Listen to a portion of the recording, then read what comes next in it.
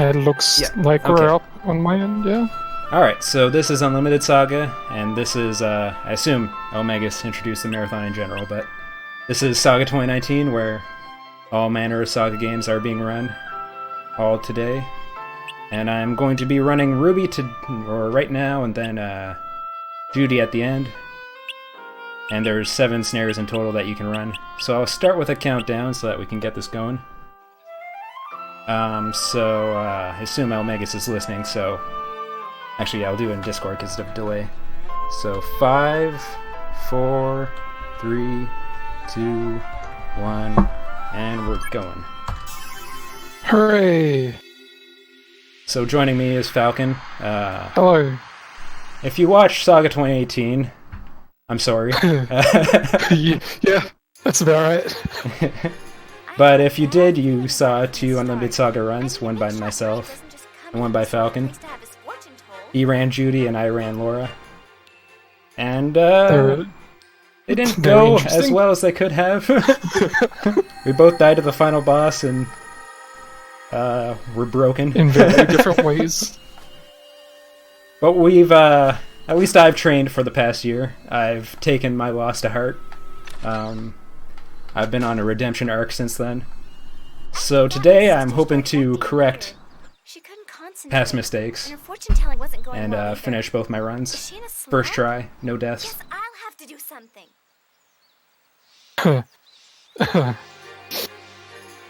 So this run isn't as bad as Laura or Judy. You have a lot of time to get the things you need, which we'll cover as the run goes. Judy is a bit more special because you don't have a whole lot of time to set up your characters, but you get a lot of stuff for free, so it's not too bad. They're probably the 2 marathon safest runs, that's why I submitted both of them, and we'll see how that plays out. I did go into the hyperbolic time chamber. It took a whole year, but just imagine how many years that actually was. I think that's like 370 years or something. So I should be dead, but apparently I'm immortal. 370 long years. Except you can only be there for 2 days, so I only went in there for 2 days.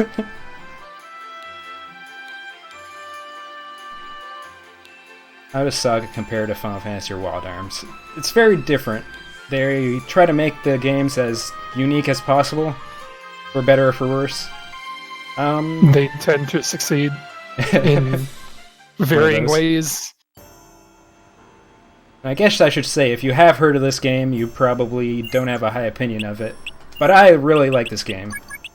And I know there's some people out there who agree with me. As much as it beat us into the ground last year, like, we both actually really like this game. Like, people kind of got mad at us for talking trash about SaGa Frontier whenever we ran that. But we actually do like this game. Yeah, this game is, like, really interesting. It's very unique, let's say that.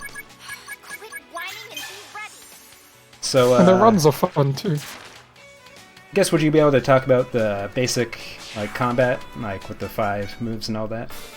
Oh, man. Yeah, combat is... combat is a thing. But basically, I don't even know where to start. There's so much. You both your party and the enemies queue up 5 moves, basically, and that's how you attack. And you can have 5 characters do 1 move or 1 character do 5 moves. However many characters have attacks queued up, that's how many are on the field at once. So yeah, who doesn't move depends on who's on the field, which is very important because you don't want certain people to take damage.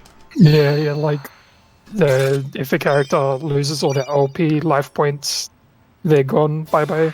So you have to be pretty careful, especially in a speedrun, where you don't have any defenses, really. You have to be pretty careful about who does what when.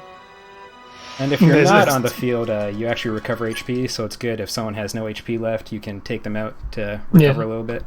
HP in this game is basically like... I've always compared it and seen it compared to like armor in old school FPSs, where it's just a buffer for your HP, or your LP in this game, basically. So the higher HP you have, the less chance you have to take LP damage.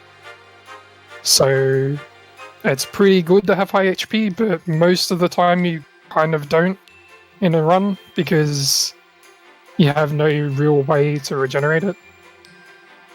I mean, you can, as Chaos just said, but yeah.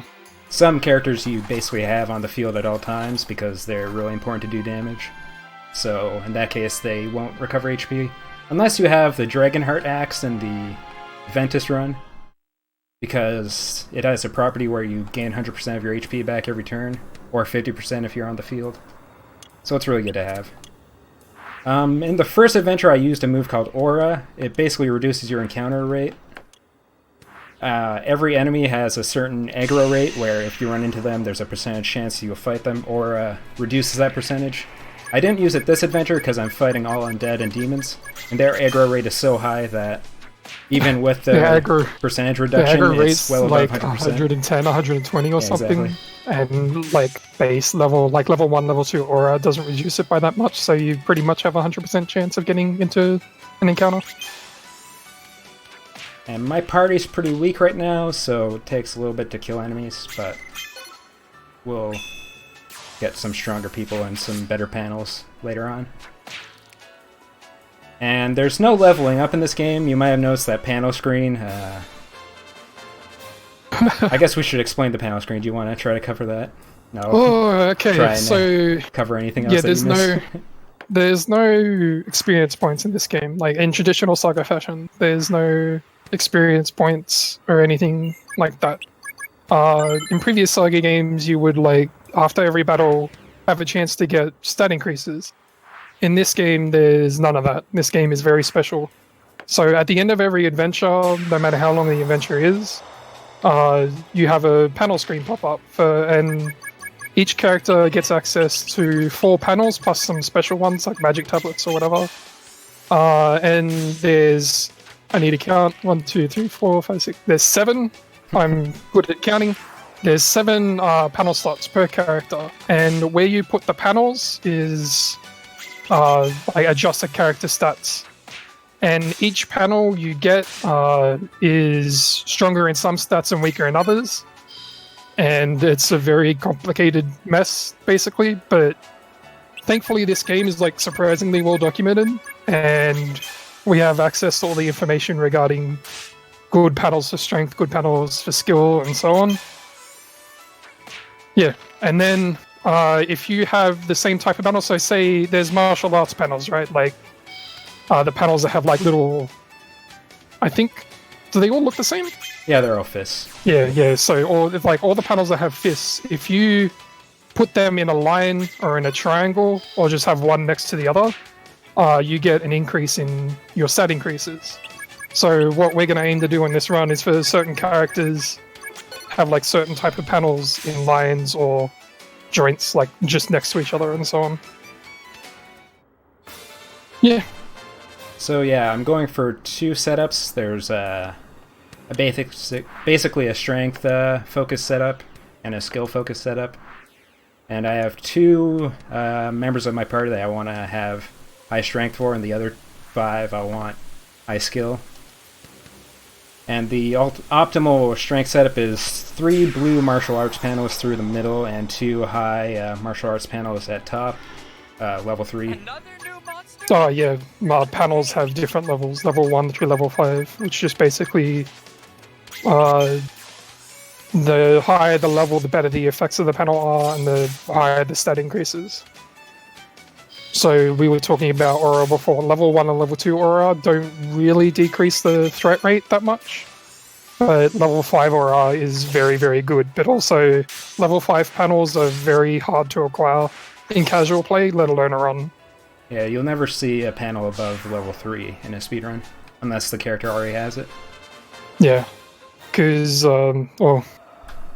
how panels are determined are, like, pretty random, realistically. But you can kind of influence them depending on what attacks you use through the adventure and what skills outside of battle you use and so on. But at the end of the day, like, you could use martial arts in every adventure until the final boss and not get many martial arts panels, because the game is the game. I actually reset there so I could get the quick fix panel, because it's really good. Especially for this adventure. So if you make a mistake setting your panels, you can always go back. It's kind of annoying because you gotta go through every other person's panel setup and then reset. Because I only have 2 characters, it's not too bad at this point. And yeah, we talked about panel bonuses a bit. For the skill-based characters, I want a line of 3 keys. Key panels in a combo give a bunch of skill points. So I want a line of 3 keys from the top right to the bottom left, because those aren't in the actual panels that affect skill. So I can put high-level panels in the actual panels that affect skill points. So I'll try to put like level 2 martial arts in those, or if I get level 3, put them there. And also on the skill-based characters, I want a level 2 bow panel, because there's this move that will combo into the best move you can get. The move is triple shots for the bow and reverse delta for the axe, and they combo into each other if you have a level 2 bow panel. So I'll try to get that as well. Yeah, skill basically increases the amount of HP damage you do. So, like we said before, like HP is your buffer for the LP, right? So the more HP you have, the less chance you have to deal LP damage, because this being a SaGa game, dealing actual damage is reliant on a chance and not actually just attacking someone. So, especially in later bosses, you want to deal as much HP damage as you can while comboing with reverse delta, which is a very good LP damage move. So the higher the skill on the characters that are going to be using the bows, the better, because it means the more HP damage is done, and the quicker you can start dealing LP damage and killing off the bosses. Yeah, combos actually increase your damage large amount. It's pretty ridiculous. It can like almost double the damage of reverse delta just by comboing it with a bow user. Yeah, in traditional SaGa fashion, combos are ridiculously overpowered, but very hard to pull off. They're a bit easier in this game because you have slightly more control over turn order. Yeah. And who goes when, but they're still pretty hard. It's only slightly random. Yeah, versus completely random in SaGa Frontier. Yeah, Except for like that one fight. Seems like it's less random in the virtual fight, but it is first turn, but second turn he starts acting. Yeah. And so he has a turn order, but because in the run your guys are so slow, it doesn't really matter. I got 2 aura panels. Whoa! Do you start with aura in Ruby? Yeah, I start with 2 people with aura. Level 1 so or it's level completely useless, but it's good to have it on, not the Iskandar, because then I can put whatever panel I want where his aura was. Yeah, if you can get... Well, aura level 1 is kind of... I'm of the opinion it isn't really worth it, but I'm weird. So I'm buying everything here, mostly just to increase market rank for later. Nah, I don't need that. Market rank is confusing. The long and short of it is that the more you spend, the better items you can get later on. And I want very specific items, which are pretty common, as long as you get the market rank up a little bit. It's only a slight chance that it won't be there. But we'll see when we get there. I want iron from Vaftum, which will be coming up pretty soon. There's a bunch of these travel with Iskandar missions. I haven't really talked about the plot. It's not that important, but basically, your sister, your Ruby, and your sister Sapphire, because their parents had great naming conventions, had a fortune told where she foresaw her own death because she's a fortune teller. And that, when a fortune teller foresees their own death, it basically means that they can no longer tell the future because they become too scared. So we're on an adventure to get her groove back. And that involves traveling to Torles. And there's a bunch of missions here that just involve me traveling there. There's a lot of those missions in the main plot. Just like travel from point A to point B. Yeah.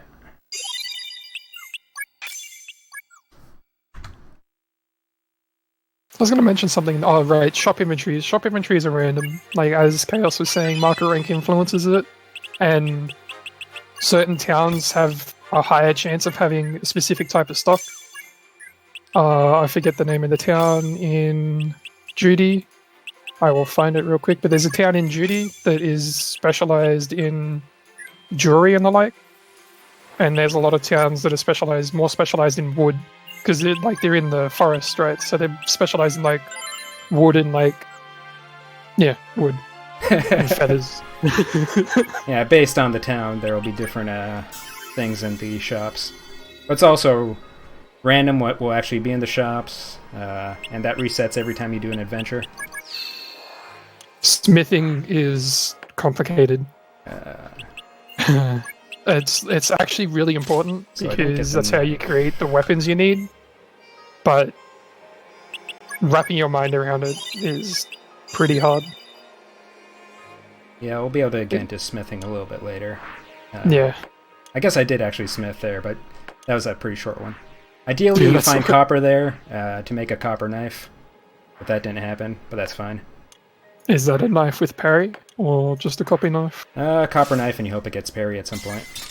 You just That's kind of buy nice. whatever copper you get and forge it so that... I just got through 3 insects fights. Even with aura, I think insects will have a 70% chance of attacking you. Yeah. This is actually There's my a lot third of- copy of SaGa High Spirits. There's one still at RPG Limit Break. There's one that started doing weird things, so I bought another one, and this is my third. Is in our own hands. You're all more committed than I am. That's concerning. I just imported a copy from We US. didn't see what was happening. I was doing some practice runs at RPG Limit Break, and I got to Chaos in the Judy fight, and every time someone died, it would just freeze for a minute and then come back. There was like a weird thing where it was trying to load like the voice clip, but it was taking forever. Yeah. There's already lag anyway, so that's like lag when voices are loaded. I was like convinced it was frozen, but then it eventually came back, and I did end up beating Chaos, even though like everyone died and I had to kill him with Judy. That's rough. Yeah, we'll get into Chaos. Like, Chaos is a long enough fight that we can actually talk about him, Yeah. but just know that every Unlimited Saga, like every category in this game, basically the entire run is spent preparing for Chaos. Yeah. He is a very difficult boss. Even Every panel casually. you set, every equipment you make, every road you take. It's a reference to a song. I'm not even sure if I got the lyric right, but Chaos will be watching you. yeah, exactly. Everything is in service for the most part. There's some runs where you kind of want to prepare some stuff for other Yeah. things. Like later on, I will launch Shadow Arrow for a fight before Chaos, but I'll talk about that when it comes up. Shadow Arrow being a bow ability that I'll be getting on Ruby and Roy.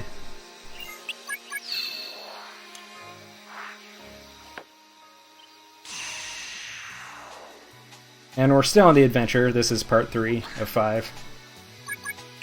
Oh, that's worse than Judy. I thought Judy's looking for Mum part 1 through 3 was bad. Now, at least that's like the main plot. This is just, yo, we're going on an adventure. We're just traveling around. We're going to this place because some dude told us to.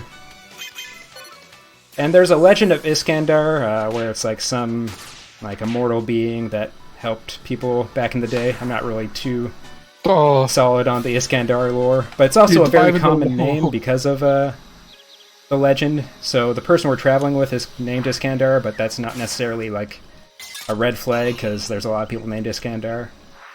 But he's going to turn out to be the Iskandar. Spoilers. yeah, he... Let me see if I can remember the plot. I can remember the lore. Iskandar was a hero from a millennium ago who got turned into the Unlimited through magical powers, and some guy whose name, some mage I can't remember the name of, like all-powerful mage. And he started traveling across dimensions, and then got word of like Chaos, who got sealed away in ancient times by an ancient race, starting to break free. So he traveled back to this dimension to try and save the world from chaos. And instead you're like ragtag group of fortune tellers, or in Judy's case, Judy's little magic family save the world from chaos instead. And very loose reasons. Like randomly you'll just start fighting chaos. There's an actual like plot for the scenario, and then inevitably the person you're fighting will turn into chaos. Yeah, they'll try Due to to greed or harness whatever. too much power. Yeah.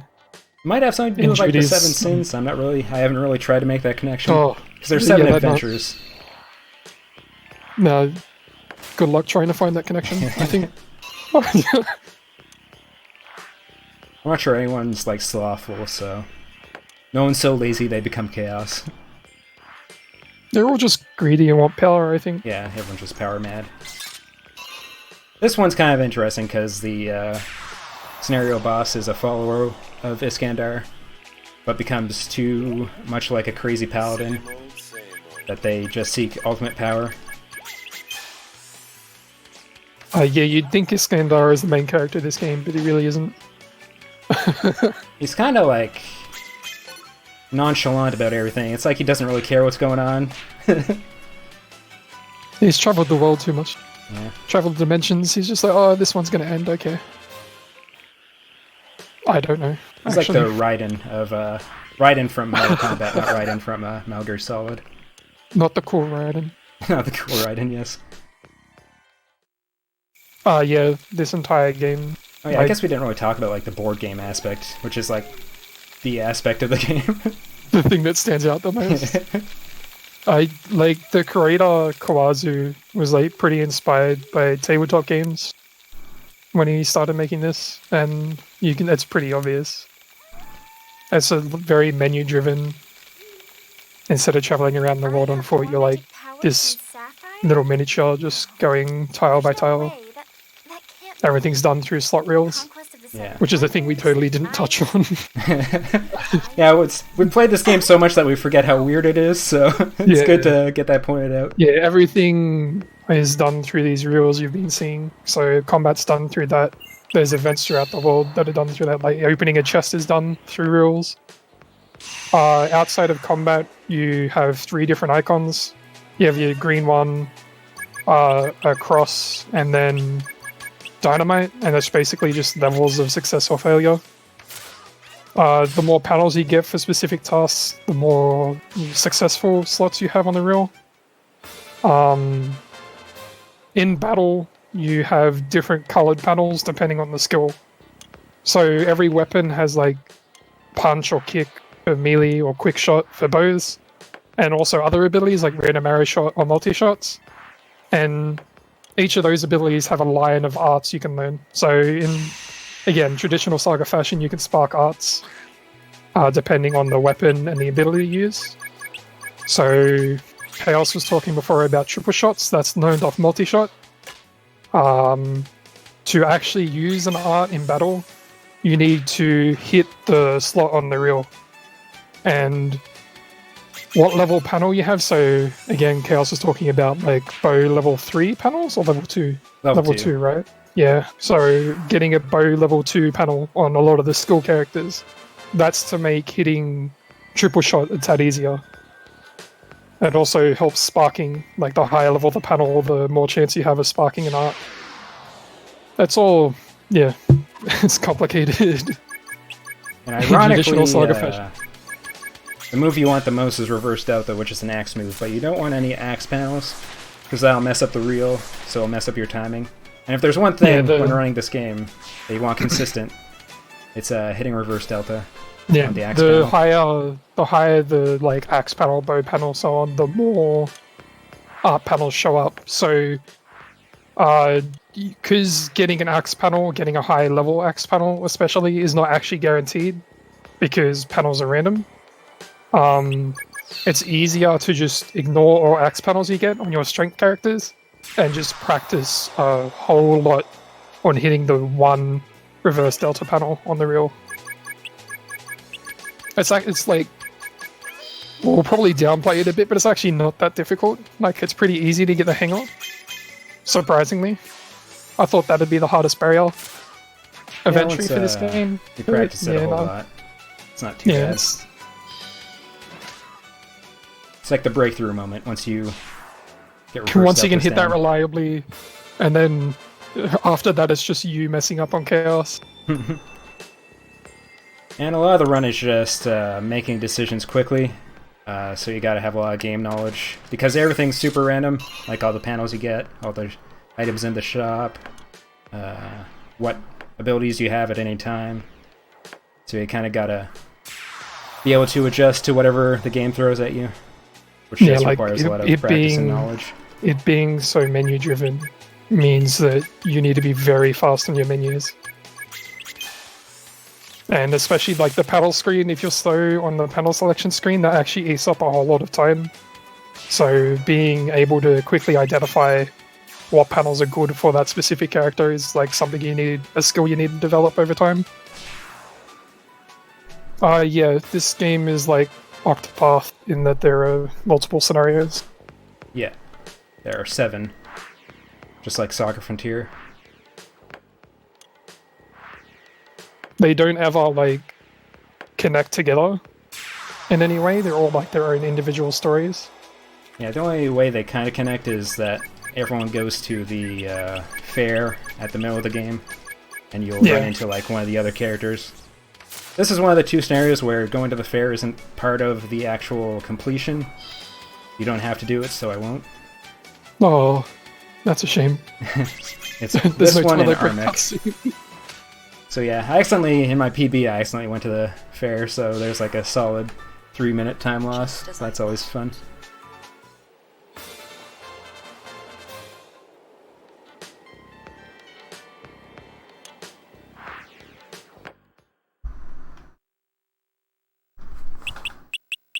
We can talk about building history now. You'll see chaos with specific characters. Is Iskandar an X user? Yeah. Yeah, so I'll use Iskandar in this example. You'll see chaos having Iskandar use a lot of martial arts attacks, like kick or throw or punt. This is to build up history, like quote-unquote history with the character. What that does is it increases the chance, depending on how many times you use a martial arts attack, to get a martial arts panel at the end of the adventure. The period of time you can build history, like that the history is actually built, is from the end of an adventure to the end of another adventure. So essentially what we'll be doing in a lot of random encounters is having one of the skill users use an attack and then having Iskandar use a martial arts attack, so that Iskandar has a higher chance of getting a martial arts panel to be able to build up panel bonuses. I'm actually going to go to Wanda really quick here to make a knife, because I couldn't make a knife previously.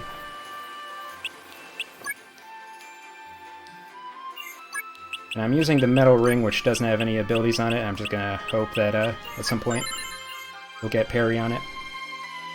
That's brave. It takes a while. It should be fine. Yeah. Weapons can... pretty long. Like, there's four slots on a weapon, and you can either through smithing, like with specific materials. Oh, it already has parry. That's weird. Well, that's lucky.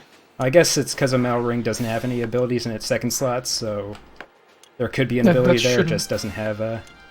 That's weird, because it shouldn't be able to. Oh, yeah. Well, smithing is weird. But so yeah.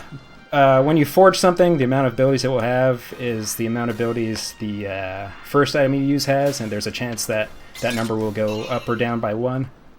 And it's based on the text you get, and I got the text that says it stayed at the same count, but I had went from 1 ability to 2 ability. But that's because the ring very strange had 2 abilities, but because rings can't have an ability in the second slot, it just read as 1. Yeah, weapons can unlock more abilities, like I was talking before about like multi-shot and random arrow shot. Or on knives, you can have quick thrust and then parry. So again, depending on the materials of the weapon, which is very complicated, there's like calculators on websites devoted to smithing. But depending on the material, you can unlock abilities on like parry on the knives. Parry is probably the reason chaos can go so smoothly sometimes, because it gives you a 29% chance of deflecting an attack. That's not really 29% in reality, but we like to pretend it is. Yeah, I think the data says 29%, and then the game's like, no. Because every move has its own hit rate, so it kind of affects that. So it can either be better or worse than that, depending on what the move is. But you can basically, if you deflect an attack like with knives, the knife parry, or with a shield, for instance, you don't take any damage whatsoever. So against later bosses, like again Chaos, Well, we're talking about Chaos a lot, you can deflect some of his attacks that would deal like 400, 500 HP damage and maybe 3 LP damage if you're unlucky. And you can just deflect it and not take any damage whatsoever. Yeah, and that's actually very, really very useful. It's so great when that happens. Of And this course, is a you can go pro through an Unlimited entire- SaGa stream. There's someone in chat saying, forsake this Yeah. game. Yeah, But we like this game. Unironically. we both kind of love this game.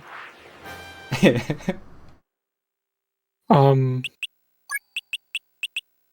combos we were talking about before. Combos are good. Or I love it too. Every single attack has an LP damage limit of 3 in this game. So the most LP damage you can do in one attack is 3, right? If you do a combo and it all connects, you can do, like, if you have a combo with 2 attacks in it, you can do 6 LP damage and so on. So that's how we actually deal so much LP damage later on. Myself, but this guy's We'll probably bring that up again later I mean, when it's actually pertinent, but that just came to mind. Here to tell us about the great Commentary for this game is scatterbrained because it's this game. Give me a break.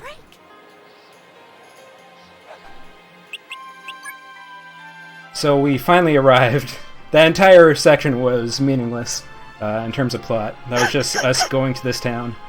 But now that we're here, the actual plot of the game begins. This old lady says something. This is the birthplace. It's very descriptive. This is the birthplace of a super magician, so we're going here to try to get Sapphire's groove back to be able to tell fortunes again. Somehow that makes sense. That's just Super what this guy magicians told are us to funny. do.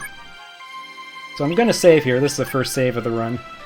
I'm saving here not because the next adventure is scary, but because I need a specific item in the next shop, and the shops are generated after each adventure.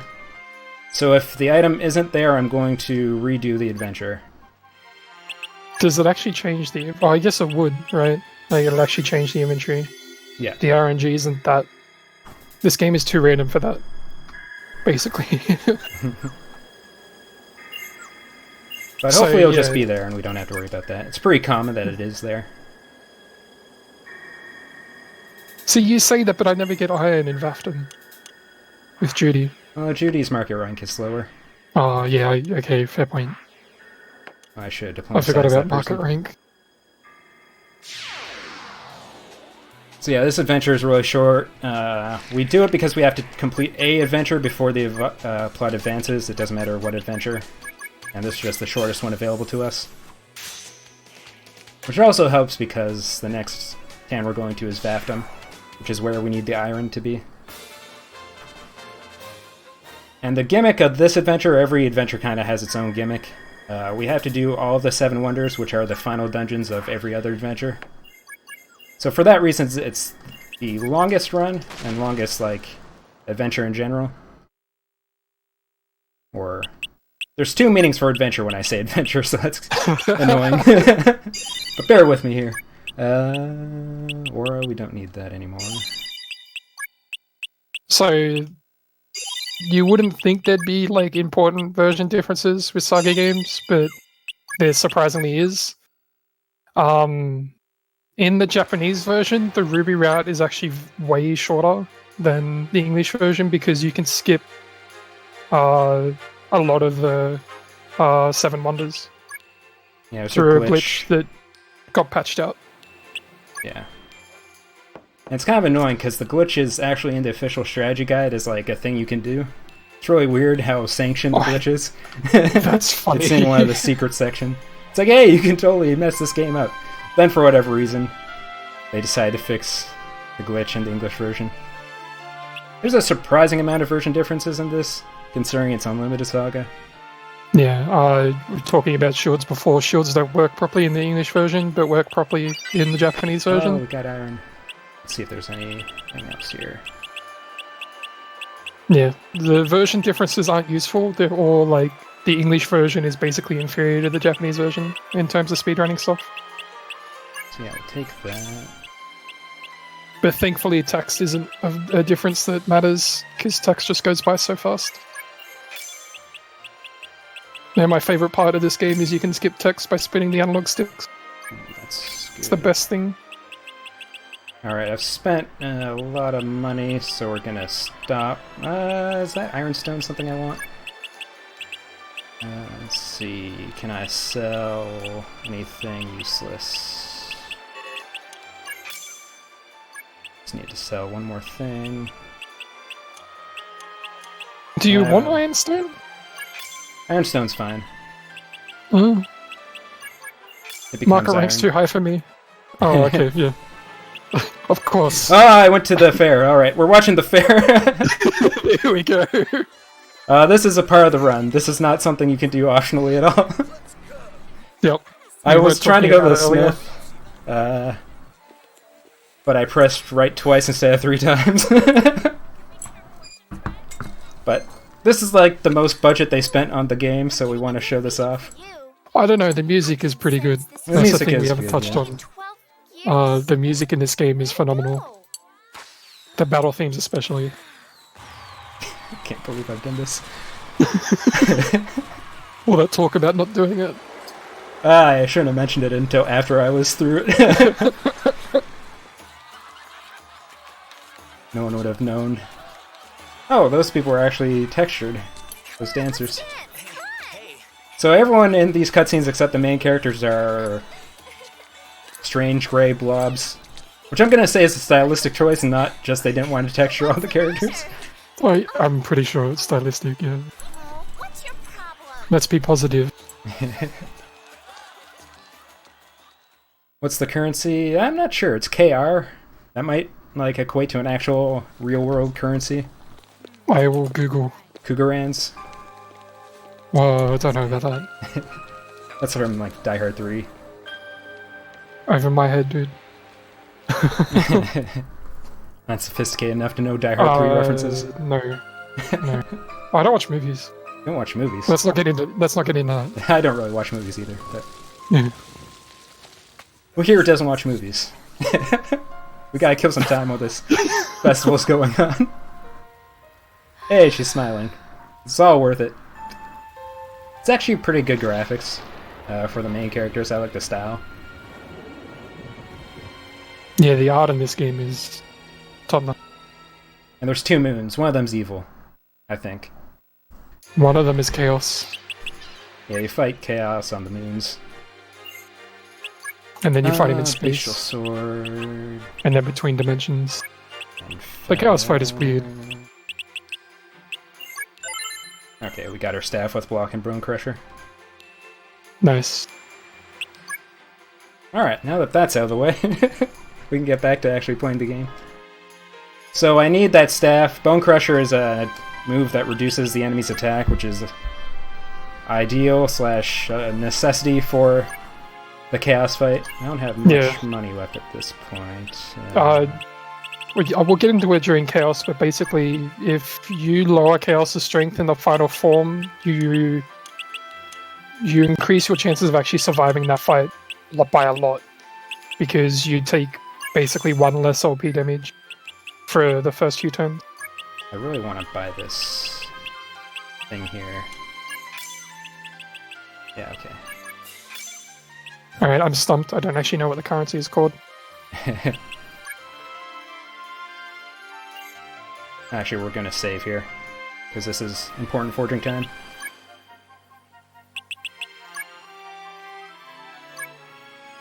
Maybe the Japanese wiki has something.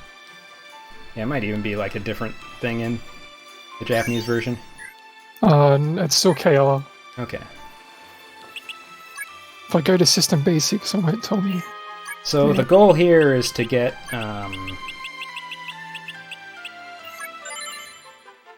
a steel axe with time lapse. You want 1. 2 is good, but you only need 1 at this point in the game. We want 38.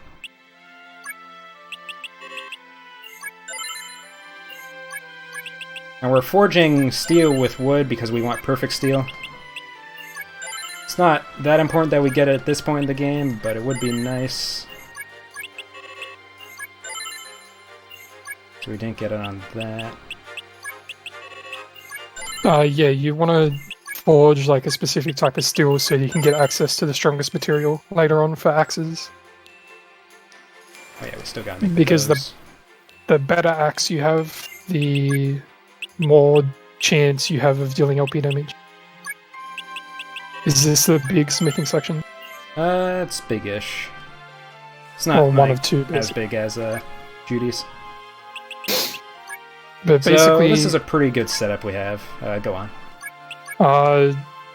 different materials have different weights. Different materials have different weights and access to different abilities. And then you combine them together, you have a chance of creating better materials in some cases, like steel. Normal steel and wood will combine into perfect steel, as Chaos called it. I just call it steel 2 because I'm weird. That's what the guide says. Yeah, and then you can combine steel 2 with marcasite? No, Moloch. Moloch, that's the one. You Moloch combine 2. steel 2 with Moloch. Yeah, Moloch 2, of course. Perfect Moloch. Perfect Moloch. You can combine It happens those two when he together. absorbs 18, it's really weird. Oh. No. You can see, you can do the Dragon Ball references, I'm good. But yeah, like, the weight of the material, like, determines a lot of things. Smithing's, like, really complicated. Kind of can't really talk about it without spending, like, an hour just going over everything. That's rough. And we're gonna give Iskandar the axe, because we only have one at this point. And you have Aura 2, that's crazy. We'll eventually want 2 axes. We have the materials to get one, but we don't have enough wood to make steel. So it's pretty useless to make an iron axe at this point. And we want Iskandar over Hero to have the axe at this point, because he has the master, or weapon master panel, level 4, which counts as having an axe panel level 2. So he has a higher chance of getting reverse delta on this next fight. And while I said we don't want axe panels because it messes up the reel, if you already have one, you want to keep it until you get reverse delta, if that's possible. So Yeah, that it you increases can, the chance of sparking. learn it more quickly. It's pretty important that we get at least one reverse delta user early on in this run, but there's backup strats in case that doesn't happen. Yeah, enemies have a spark rank, essentially. Like, just a numerical value. Again, sparking's in SaGa fashion. Sparking's complicated, but like as you've been saying, the higher the panel level, like axe panel or whatever, and then the spark rating of the enemy and the difficulty of the art you want to spark all come into consideration when it comes to sparking. But because there's no good way of dealing LP damage in this game, we basically just rely on chance to get reverse delta. It's always good. Yeah. And the spark rank of the enemy here is 6, which is basically the lowest spark rank you can fight while still getting reverse delta. It's the dragon. And same with Judy, the first reverse delta fight you get is a dragon, so it also has a low spark rank. But you have other ways to get it if you don't get it in those fights. Like Chaos. Like Chaos, if if things go real south. Yeah, so each story, we'll talk about it again. Like, a lot of things we'll talk about when it comes up, but each story has, each scenario has a scenario-specific boss, and then the Chaos at the end. And generally, the scenario-specific bosses have a pretty good spark rank, so if you don't go into the fight with the first delta, you can spark it off of it. And this has happened to both of us, so I imagine we've gone through the scenario final bosses without sparking reverse delta before. Especially with Judy. That's really easy to do with Judy. And then you go into Chaos with no good way of dealing LP damage. And Chaos is a fight where if you spend one extra turn on a form, that means increases the chance of you not being able to beat Chaos pretty drastically. It's a damage race. Chaos is a damage race, basically. Yeah, it's pretty crazy. It's one of the most exciting things you can do in a speedrun. I really enjoy the Chaos fight. It's kind of... mental, but Yeah. very satisfying when you do manage to beat him. Yeah, practicing chaos is really fun because as soon as you start seeing improvement, you get really, it's a really good feeling. But then you get to the final phase of chaos and get destroyed, Yeah. and that's not a good feeling. It might be crowns, the currency. I'm still on that. Maybe. Oh, I don't know, honestly. And Kawazu throw. Take Nice. Dunk Kawazu. Before I forget, turn order in this game is weird. Like, it's surprisingly documented very well. Well, like, outside of the game, obviously. But what determines the turn order? The weight of the character, which is funny to me. But there's characters in this game that are just really heavy and so go slow no matter what. The distance, quote-unquote, between you and the enemy, which I'll get into in a bit. The speed of your characters, and then the actions. Is it the number of actions? I think. And something. No, basically. the number of, or what actions have been done up to that point or something. Yeah, I'm like, that last part doesn't go into turn order that much. Like, it's not very important. The distance, like, you wouldn't think there'd be distance between you and the enemy, but there is. I'll use Chaos as an example because it's the one I know. Chaos final form, because he's in space, is actually pretty far away. So if you can use bow attacks, they'll go first because it's ranged, like you're actually in range. But if you use an axe attack first, the enemy will get more attacks before you because the game goes, well, he's really far away, he can attack you before you can reach him, I guess. That's kind of interesting, actually. It's just never, like, told to you in the game in any way. And it's also the reason why you always use a knife attack as the first attack in regular encounters, because you're really close to the enemy, so it guarantees that you'll go before the enemy, for the most part. Yeah, it helps that knives, like, are very good at dealing LP damage.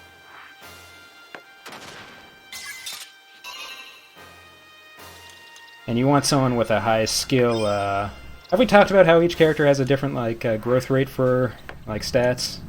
Oh, you know more about that than I do. So every character, like for strength and skill, for example, has a number between 1 and 5, which determines how much benefit they get from panels. So a person with strength of 5 will get a lot of strength when you put a panel in the strength panel area, and someone with a strength level of 1 will get barely any. So you want your axe users to have high strength modifiers. Where do I go? Northeast.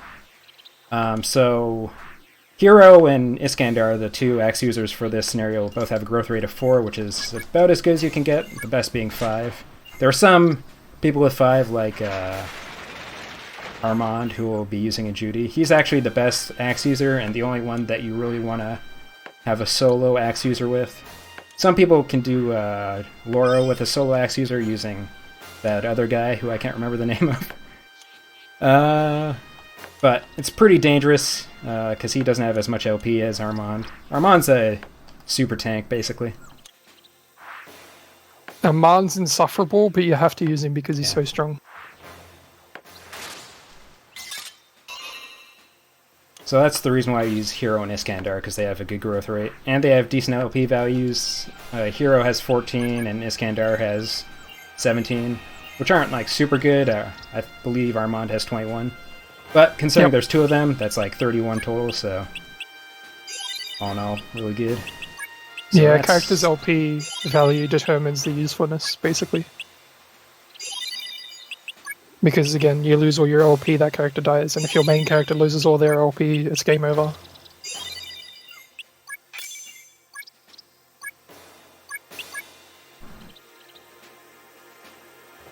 So this is a Tetraforce. It's basically a save point in the middle of the dungeon. They only occur in the 7 Wonders, but this scenario is unique in that you do all the 7 Wonders, so you get a lot of Tetraforces. Their primary benefit is that it gives you an extra panel draw. So usually you only get a panel at the end of adventures, but with that you get 2 per adventure, which is one of the reasons why this run is pretty safe. You're usually going to get the setup you want, just because there's so many chances to get panels.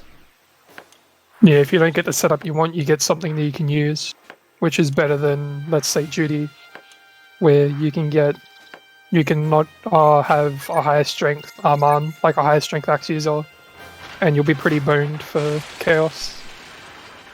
Which is where Armand's modifier 5 comes in handy, where you can have pretty subpar panels but still have a decent strength rating.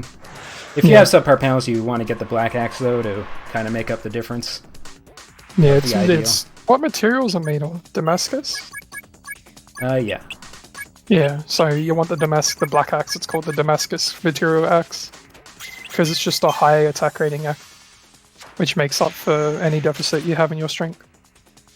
So this is the first fight you're trying to spark abilities off of. We want Shadow Arrow on Ruby for some fights in the next to last, or second to last dungeon, and then we want Reverse Delta on Iskandar for basically every fight in this run. There's a bunch of boss fights in this run, which makes it somewhat unique from the other ones. We got Triple Shot. Triple Shot's good because it helps with the timing of getting Shadow Arrow, because you have a triple shot that occurs before it, so you know when the Shadow Arrow is coming on the reel. And Shadow Arrow has a unique property where it gives the enemy Blackout status effect. And Blackout, when you cast it on an enemy, basically instant kills it. Blackout and depending on the status susceptibility of the enemy, they'll be more likely to get Shadow Arrowed and die instantly. And there's a very specific enemy that takes a lot of reverse deltas to kill, but can get one shot by Shadow Arrow that will be fighting constantly. So that's why Shadow Arrow is so important. Oh, you brought back flashbacks of Blackout on Armand and Chaos and just wiping. Man. Yeah, Blackout on a player character is basically faint. It just makes you faint and you're not able to do anything. The thing we haven't brought up, like it hasn't come up at all basically, is that if a character has, like, let's say Petrify or Blackout, they're stuck on the field and they take up an attack slot.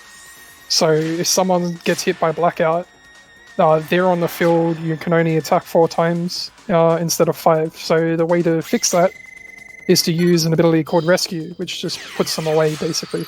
It's a messed up way of thinking of it, but it basically just puts them back in the inventory. So this is the level 2 axe panels. It's not so bad hitting the reverse delta, even though I don't have the timing down, because I got backslash, which, like a triple shot, like helps you with the timing because it happens before. So you can kind of just base your timing on when backslash comes up, which are the blue panels on the reel.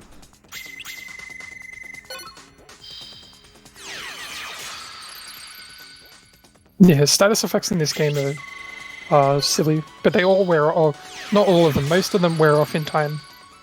So again, talking about Blackout, like the character can be stuck in the field, but if you just leave them on, no.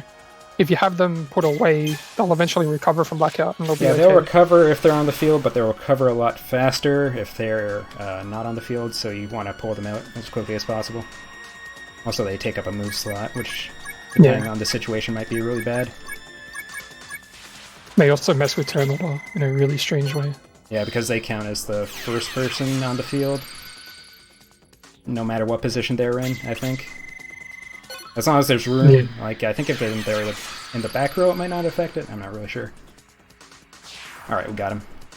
So nice. Far, really good. We managed to get reverse delta on that fight, and Shadow Arrow and triple shot. So, ideal situation out the gate. Yeah, the time-lapse line on the axe only has 3 arts, so you've seen them all, like time-lapse, backslash, and reverse delta. That's the reason reverse delta is actually, like, relatively easy to spark. It's the reason it's, like, used in every run. It's relatively consistent to get. And it's one of the strongest moves in the game, which is silly. It's, like, it's very high HP damage rating and very good LP damage rating. And so it's just overall very good. So that also helps in the formula. Yeah. And has a decent accuracy rating. You're not going to mess with it too often. Yeah. It always sucks when you do, though. Accuracy in SaGa games is confusing as all get out.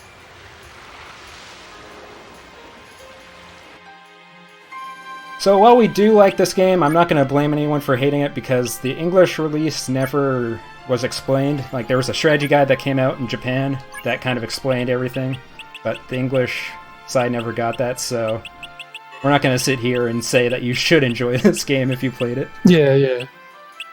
The only reason we enjoy it is we spent far too much time learning about it.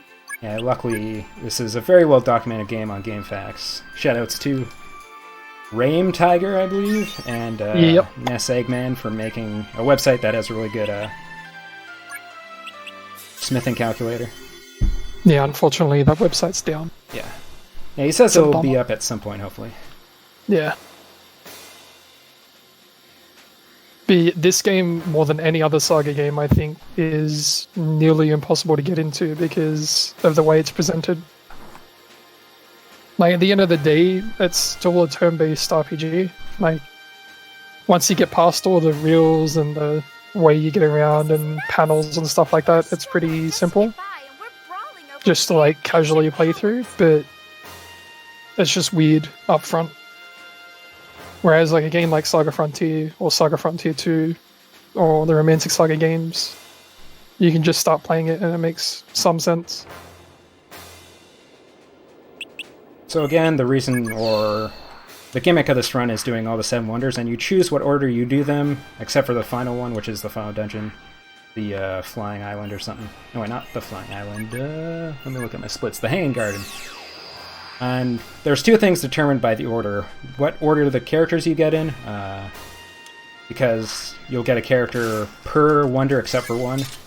So you want to do the ones with the characters you want, the ones with high skill growth rates for your bow users. And also, it determines what town you go to next, which is why we do Flying Island first, because it gets you to Vaftum, which is where iron is sold, so obviously very important. And we still have a decent amount of shopping to do, but we don't have any money. We're going to rectify that after the next dungeon because we're going to do the one where we get Myth. And we don't care about Myth, he's kind of garbage. Sorry, Myth. But he does He's come with a pretty bad. meteorite amulet, which is really good because it can be forged to sell for a lot. This kind of all sucks. Man, having money in this game must be good. Yeah, it's pretty great. Yeah, just buy all the materials you We're need. going to get rid of that Weaponmeister panel now just to make the timing easier, even though it was a downgrade in strength and all that.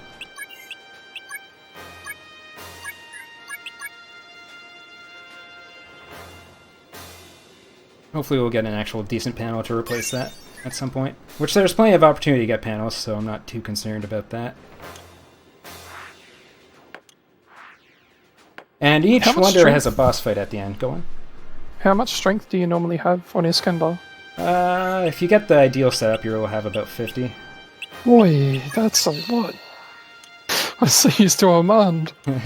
If you get really lucky with Armand, you can have a Superman yeah. as well, but I've definitely had more that likely before, than not you but won't.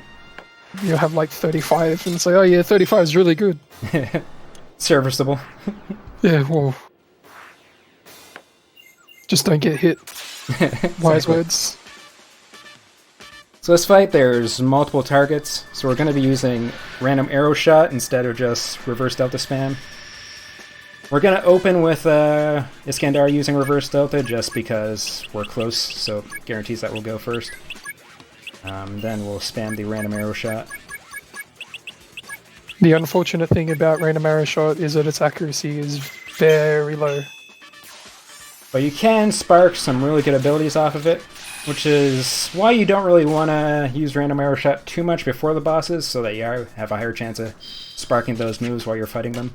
So we got Parashot on Rube or Sapphire just there, and then we got Arrow Rain, so that's really good. Arrow rain's really good, yeah. Weapons have durability. Durability brings bad flashbacks to me. But, Yes. for the most part, you don't need to worry about it. Like, maybe you run out of durability, like, especially in Judy, you can run out of durability on one of the knives, but you can just craft a new one. But on your final axes, you have to be pretty careful about durability, because weapon arts use more durability than just normal attacks, right? So you have to be.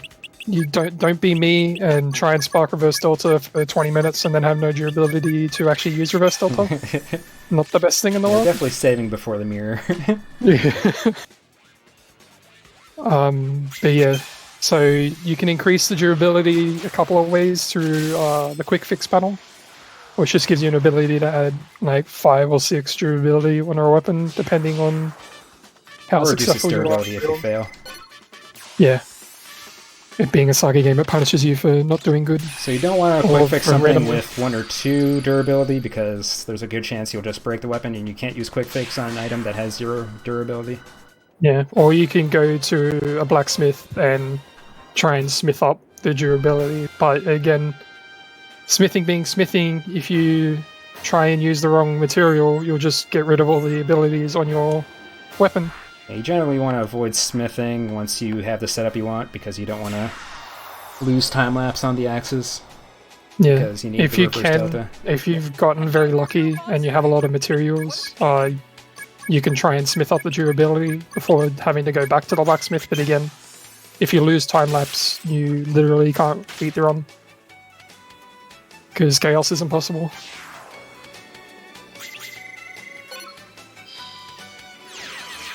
So we ended up with a giant enemy crab. For these types of fights where it's a high LP enemy, you want to use reverse delta to lower the LP real quick. And generally, because we have 2 axe users, we'll be using reverse delta a lot, just because we have the durability to not worry about overuse too much. And it's just an easy way to guarantee one-shotting an enemy. And most wonders, once you beat the boss, you auto-exit, but this one you don't, which is the most annoying of all, because this is also the dungeon where being able to get out of it is random. There's a teleport you use, which has a 50% chance of sending you to the place you want to go, and a 50% chance of sending you back 2 screens. That's amazing. So we're gonna hope we don't get the Judy's last infinite. dungeon- I thought Judy's last dungeon was bad. Judy's last Birds. dungeon is the worst, because of the birds. There's nothing that Birds. can Oh. make the birds okay. And we'll be doing that soon, in this scenario. And they just keep doubling until like 12. Yeah. It's So in the 12 high Judy run, HP, if high I LP get a- birds. If I get a super early bird, I'll probably reset, just because the panel gets worse, or the reel gets worse each time. Southwest. But that's only if, like, the first screen I get a single bird. After that, there's not a whole lot of movement left, that you can probably be fine.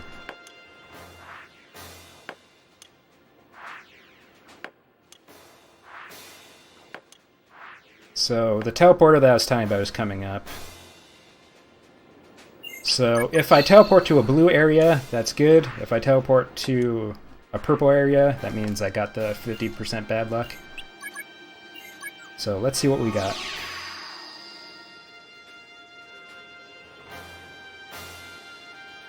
We got the bad luck. Of course. So we gotta go through this screen again. And we do this indefinitely. But it's a 50% chance, so you know. What are the odds that I'll Yeah, die? Unlimited Saga adventures are very well designed, let's say. A lot of them are like pretty fine. Like just there's nothing too bad about them, and then you get ones like this. Yeah, I hate Or the Judy's Temple. final dungeon. And this is actually the place where the glitch is present, where the JP runners will just enter this place and immediately exit, and that counts as completing a wonder, so you can do it multiple times to just rack up. I got the bad luck again. Oh, this is great. I was hoping this would happen. We gotta demonstrate the greatness. Yeah, fantastic game. Positive. Yeah, This positive. game is We very love good. this game. It's a love-hate relationship.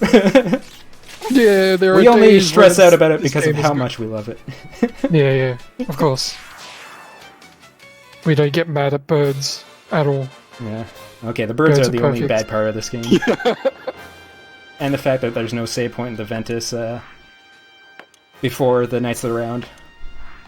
Oh yeah, Knights of the Rounds. Knights of the Round isn't too bad, and Myth, well, it's like the worst thing ever, actually, when because that's right before the Chaos fight. Yeah, I was So gonna Knights of say, the Round is both bad. One, because you can't save beforehand, and the other because it kills your entire party before Chaos. Doesn't Chaos get like that really powerful single target attack from the final boss? Yeah, that too. The guaranteed 3 LP damage, basically. Yeah. Myth is great. Myth is Myth will probably the never be in a hardest. marathon, ever. Yeah. Myth Like, is This should barely be in a very marathon. Okay, we got the good luck. Hooray! And now we just go southwest until we exit. So nothing like random time loss. We're not doing too bad on time so far. How many wonders do you have left? Heck if I know. 1, Alright, 2, let's- 3, 4, nice. 5. Okay, Oh, we yeah. got 5. 5. Oh. A couple I of guess them that's are where the pretty mic- short. Do we? Okay, we don't.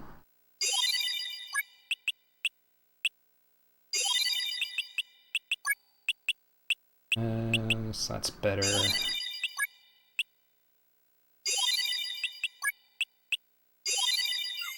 Bow panels are good because the skill increases. Again, key panels are good because they're the most common, but also very good like skill panels. Basically, they increase skill a lot. Again, martial arts for axe users increases strength. Don't have any. So this next dungeon is the longest dungeon of all. It's Oh boy. Under City Pharaohs. It's not too hard, it just takes a while. The gimmick is you gotta go all around the dungeon and press a bunch of buttons to unlock the final area. So it's kind of annoying. But we get Myth from this, which is important because we get the Meteorite Amulet from him to get all the money back.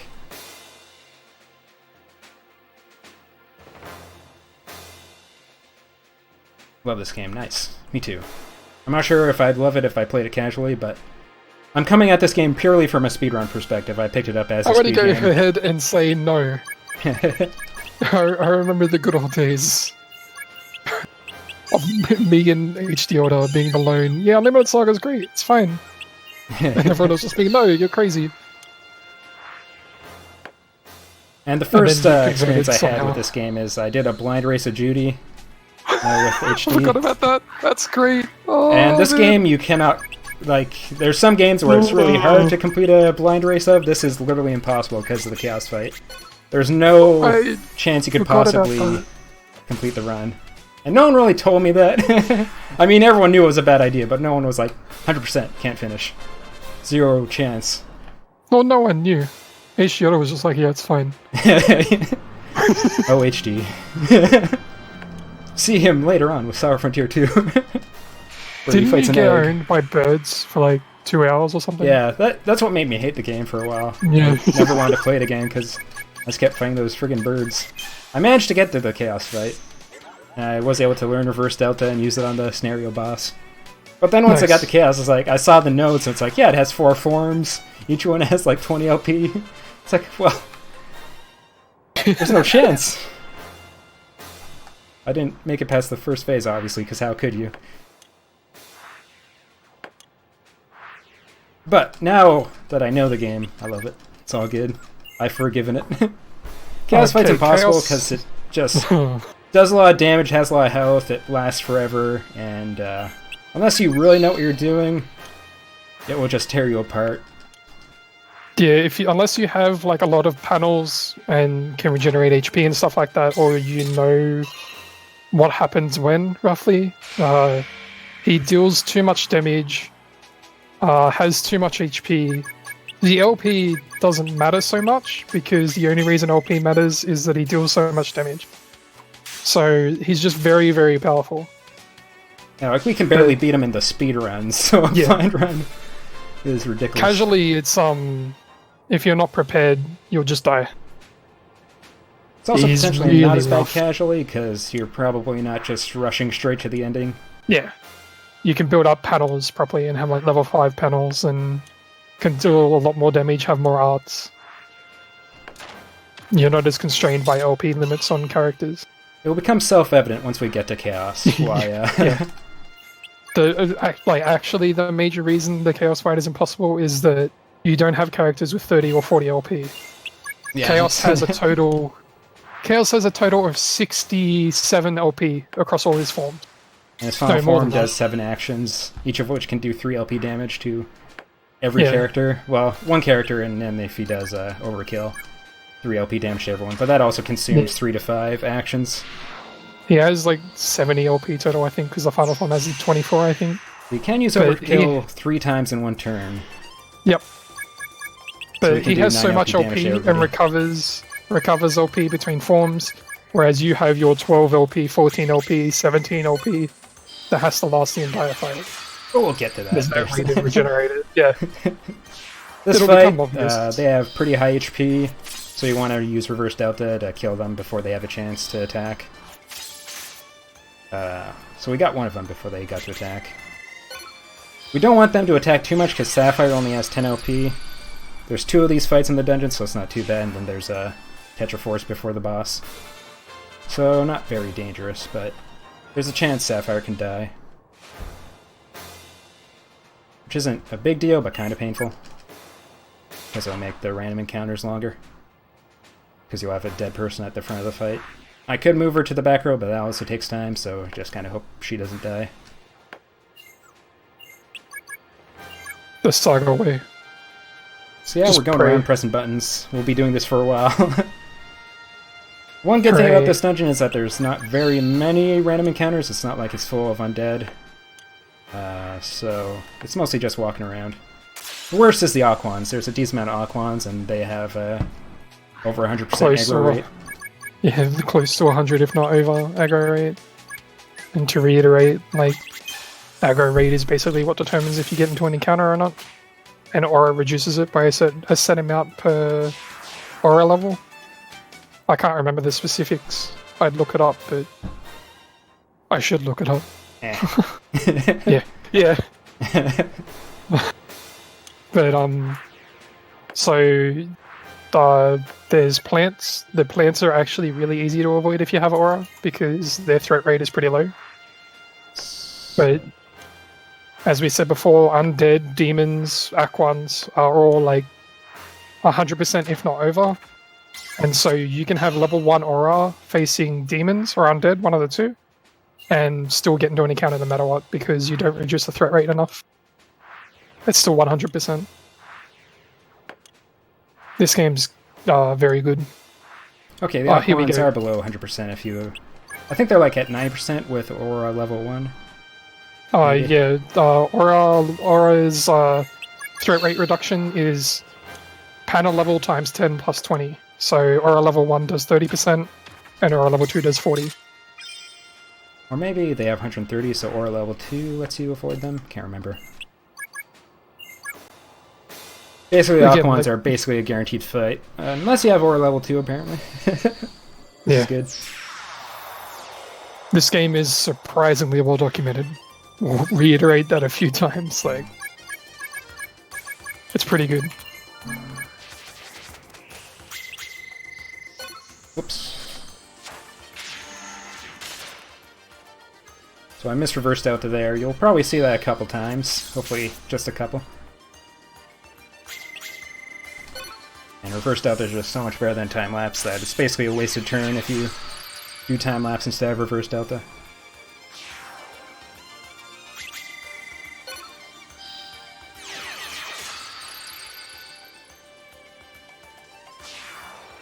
And while you're moving on the board, enemies also move. I think, depending on the enemy type, they move at different rates. Like insects will move once every 3 of your movements. Yeah, different monsters will start following you. Other monsters will just stand still.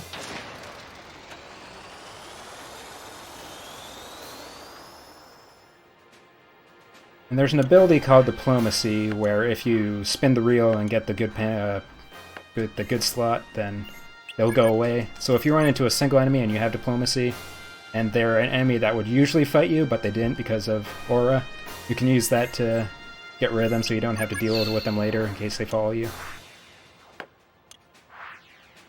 Yeah, it can be pretty good. Another thing with Aura, it lasts 20 turns. Yeah.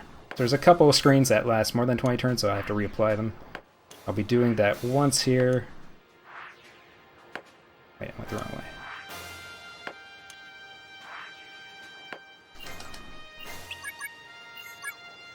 Actually, twice in this dungeon. Now I have to do it a bit early because I went the wrong way there.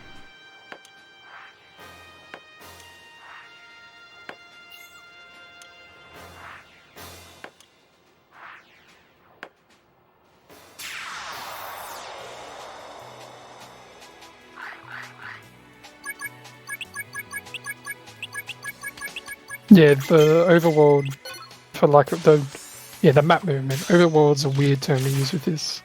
The map movement in this game is strange.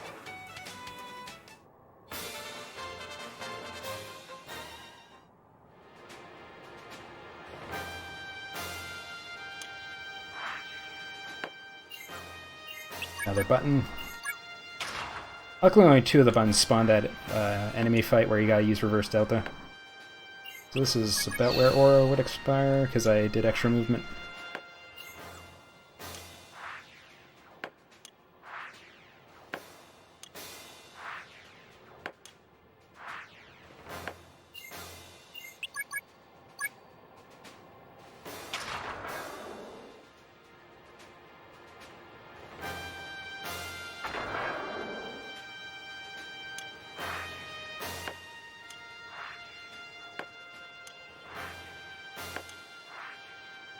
Alright, going pretty good so far. Again, it's just a super long dungeon where not a whole lot's going on. But this is the longest dungeon. The next couple are pretty short compared to this. Kawazu still makes video games. Romancing Saga 3 Remaster and Saga Scarlet Grace. And Just coming to the Switch at some point. Switch and PS4 and PC. Nice. That game looks interesting from what little I've seen of it. It's strange. Strange There's for a like Saga game. Even. like going inside dungeons, it's all overworld. Yeah, it's all overworld and just fights. Get into the good stuff.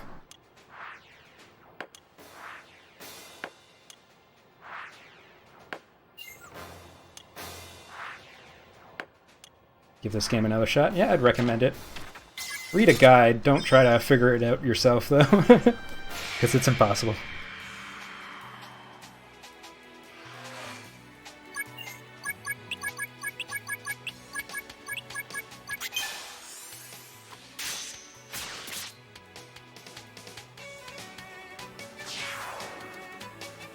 Just as I thought. That's right. And randomly, in fights, people play voice clips, which is really annoying because it just wastes time. And sometimes just everyone will decide to talk. And sometimes it just lags the game. Yeah. Yeah, it's good fun.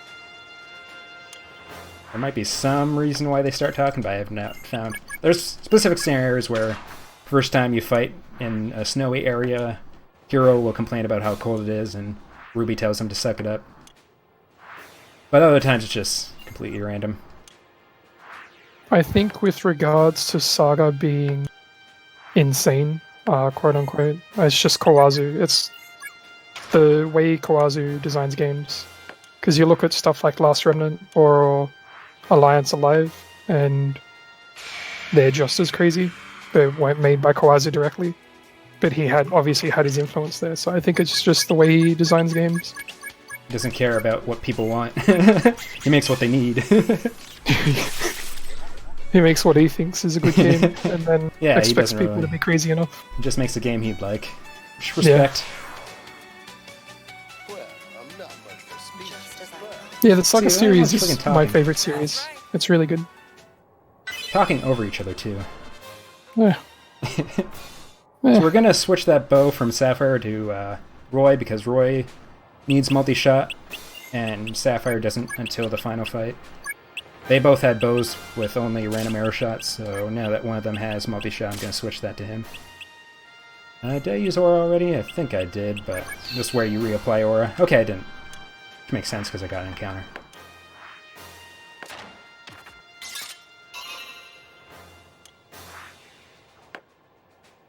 Kawazu is Batman. obvious correlation.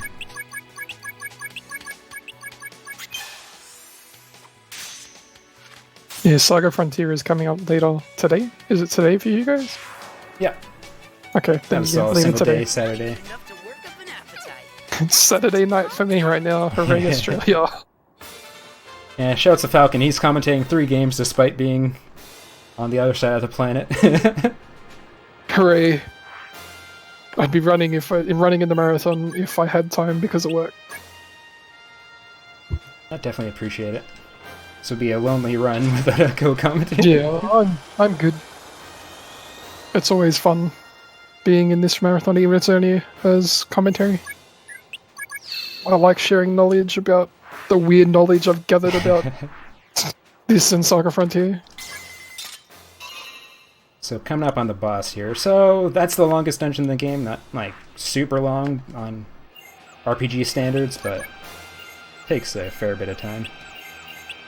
And we get another panel because of so many Tetraforces. And we don't, usually you want a level 3 panel, but we don't want to get rid of the level 2 bonus because that's more important. We don't want to put any... Ooh, this kind of sucks. I'd rather do that.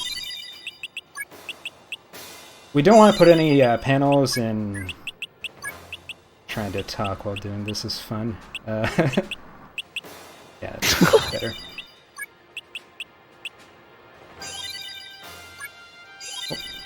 Oh, it doesn't matter that much. Okay, so you don't want to put any panels in the bottom right corner of Ruby or Roy because that boosts their spirit, and the lower spirit you have, the more likely you are to afflict status ailments. So you want to keep that empty so that you have a better chance of giving blackout to the enemy. It increases status ailment resistance too, right? Yeah. Or is that a different stat? I think or is that spirit endurance? does. I think spirit's mental, then endurance is physical. Oh, because of course they're split into 2 categories, of course.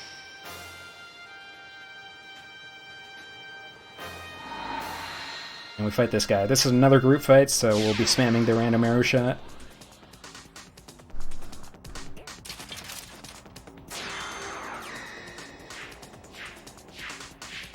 And none of these bosses are particularly dangerous, except the final one in the knuckle lines is a bit rough, but nothing we can't handle. Oh, we do. Yeah, Yeah, we got plenty. thankfully, largely throughout the scenarios, the bosses before the final dungeon are fairly easy. But it's always the final dungeon that ramps up the difficulty a lot. Yeah, the knuckle lines boss is a bit of a anomaly because it is pretty rough. It's 16,000 HP, only 7 LP. But he has 7 actions, I believe, and they all have heavy LP damage, potentially. Of course. Yeah, enemies can have multiple actions per turn. We've skipped over that entirely, largely. Yeah, there's 7 enemies in this fight. Each of them can do 5 actions, but an enemy party can only do a total of 7 actions, so it's not like we're going to see a million moves here. Oh, forgot reverse delta was coming up, so I missed it. Nice. The reel came on screen. I was like, oh yeah, that. It's not that important to hit it here because you still got plenty of mobs to kill anyways.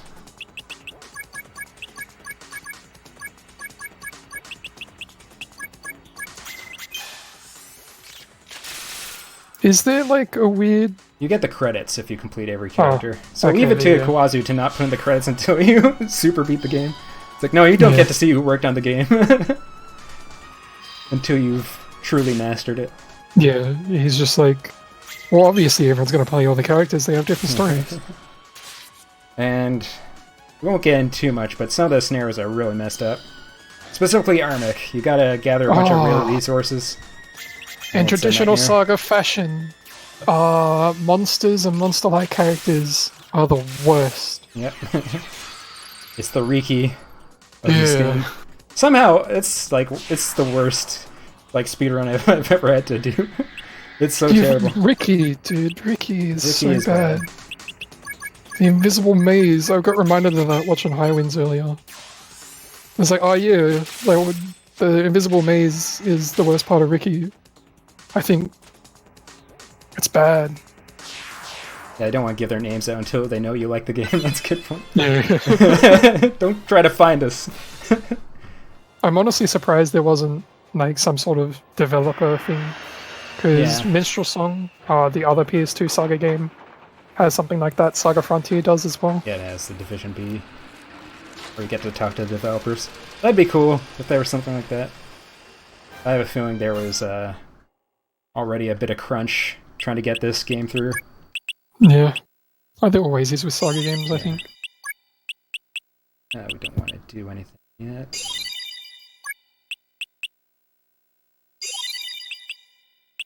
Oh, you're talking about Roy. Roy likes to eat. I think He's he a fan technically of has a eating. weight of 0.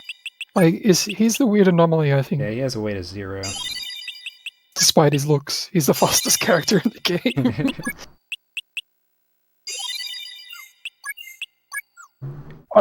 I don't know if it's a joke or if like there's a rounding error where he was meant to be the most weighty, but then it went all the way back to 0 or something weird. I assume it's a joke.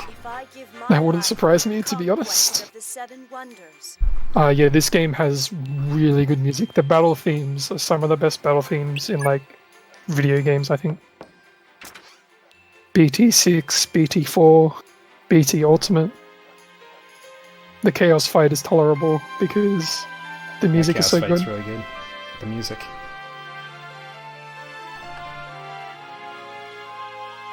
This is a scenario where you have 2 versions of the final boss, of the story boss, right?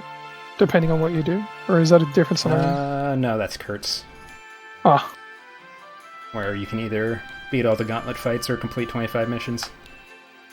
ugh. But you do get all the panels you want because you're completing 25 missions. Yeah. Yeah, you can't really beat all the gauntlet fights because they get very difficult.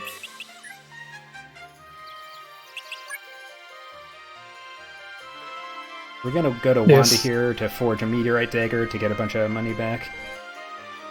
Saga Frontier 2 has very good music too. Same composer as well. I can't pronounce the name, so I'm not gonna try.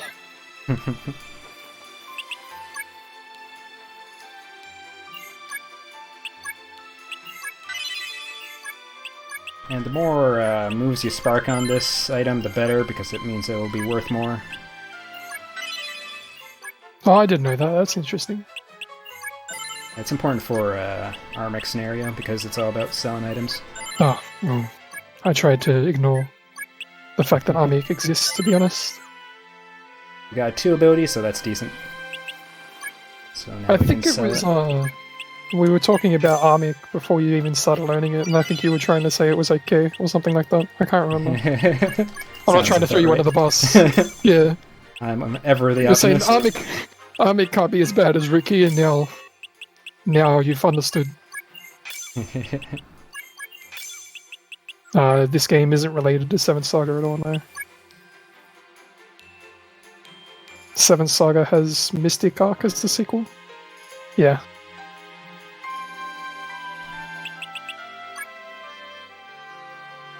Now we're going to Vaftum just to do some additional shopping. Because this is a decent source of wood and other good stuff. Armic Race. 54,000, jeez. I was like, oh, that's a good weapon. Or armor. Gosh dang, Yeah, stuff everything's gets expensive here. pricey. Yeah, visiting all these towns and buying materials is important because it means you can create more weapons. Yeah, it's Like more knives with parry, or swords with whatever the sword equivalent ability is, or staves. The more knives you can make, like the more parry weapons you can make, the better. Because it means more characters have chances of not taking LP damage. To the deities table. We're gonna switch the axe from Iskandar to Hero because we're gonna try to get reverse stealth on him during this adventure. That's right.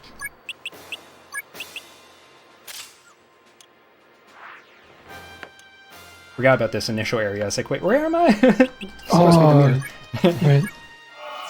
Do you fight the birds, right? Yeah, you have fight the birds, but there's no paper.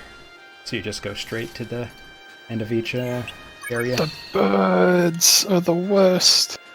So You'll see there'll more in be- Judy. Yeah, actually, northeast, not northwest. I'll always get directions confused. Oh, yeah, the thing about this game is, like, if you don't memorize the adventure maps, it's really hard to try and document them in your note. There's no good way of notating everything, so you just kind of have to rely on memory. Which I have no memory, so I put it in my notes, and I basically put the directions of wherever there's a choice. So I don't, like, put every single move in, just when I'm at a crossroads. See, I do the hard way and just open up the game facts guide Just for have the the scenario. maps open. That's Yeah. ridiculous. If I'm running, when I do Judy runs, it's game facts, my notes, and the Excel sheet that has the pieces of paper locations. Okay, so that was the first instance of the bird showing up. It's a reel. As long as the reel doesn't slide, you will never fight them, but the reel has a 50% chance of sliding, and then there's a chance that you will land on one of the bad positions. It's pretty unlikely, but the reel gets worse every time you do a bird fight, and there's more birds in each subsequent fight. So you don't want to get a single bird fight too early, because that'll screw up the reel, and you'll have to deal with I it. forgot about the whole reel having a 50% chance of just Yeah, not if it never listening to what you slid, it do. wouldn't be a problem. You can tell it's a SaGa game because even the things that are supposed to be skill-based things are random. That's good. At least the battle reel isn't random. This game would be unplayable if it was. I would not have nice things to say about this game if the battle reel was random. I'd probably still be okay with it, to be honest. Just no, there's no way. Yeah, one last reverse delta to beat chaos, and it just randomly says no. Good feeling, IMO.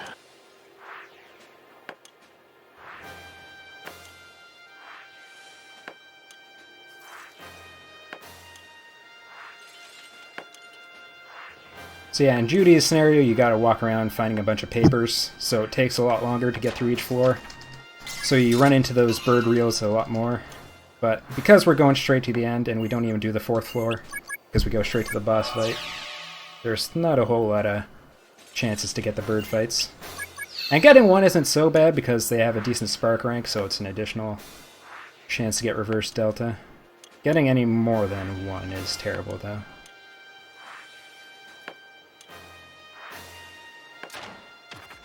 So Tetraforce is here. It's annoying because the Tetraforce shows up as a shard of glass, so if there's multiple, you don't know which one to pick.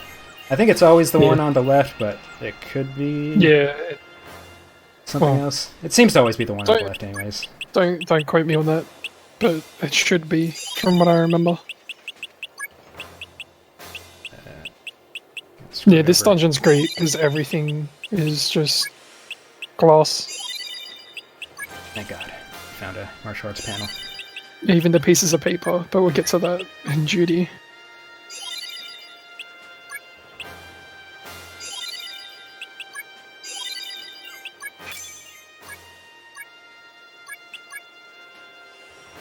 Not Judy, sorry, Ruby's skill is low. Yeah, her skill isn't great. She has a bad growth rate. But she's the main character with the most LP, I believe, with 18. So she's actually pretty decent. Yeah. You can use her as a backup character. Yeah, that's nice. You can actually put her in combat and not worry about it. And then have her take 9 LP Judy. damage and just die. Freaking Judy. Later today, we'll be fine. Yep. Tomorrow for you. Alright. Yep. So this fight, we want to get Reverse Delta and Shadow Arrow, like that other fight. But this time with 2 different characters. Before it was Ruby and Iskander, this time it's Hero and Roy here. Roy is a very good bow user. Yeah, he's got a lot of LP. And a tank. And decent skill modifier. That's basically all you need. And he also weighs 0, so he's easy to rescue. That's the most absurd. Backslash.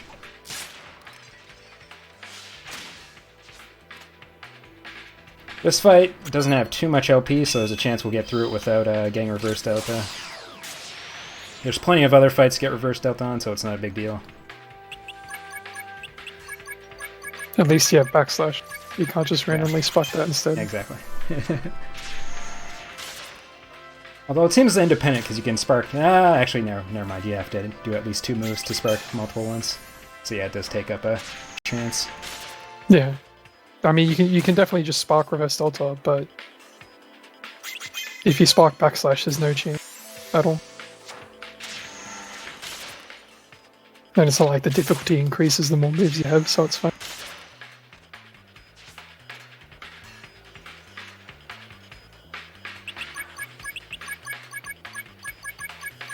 So this fight's not dangerous at all. It can be annoying because he has a chance of inflicting a stats effect, which messes with the reel. I'm not sure if it affects like chances of learning stuff. But because I don't know, I'd rather not see it. Which status effect? I can't remember. I think it's like the one that, like, paralysis, where there's like yellow panels on the reel. Yeah. So we got triple shot, so that's all we need for Roy, so all that's left to do is get reverse delta. Yeah, the enemy designs in this game are very good. Yeah, the sprite work in general is really good. Yeah. Chaos looks amazing. Yeah. A lot of work went into Chaos. Even just forms have a unique look. For a while. Like, as you go through the fight, Chaos gets more and more damaged and evil looking. Okay, we got reverse delta. So we got everything we need. I think we have all the deflect weapons we need. We have armor. We don't have helmets. But that's fine. We got some wood to make another steel axe. Oh yeah, we have reverse delta. I could have used reverse delta there. Oh well, this might kill anyways.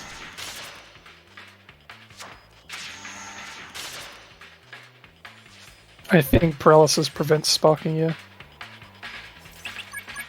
Okay, now we can just kill him now.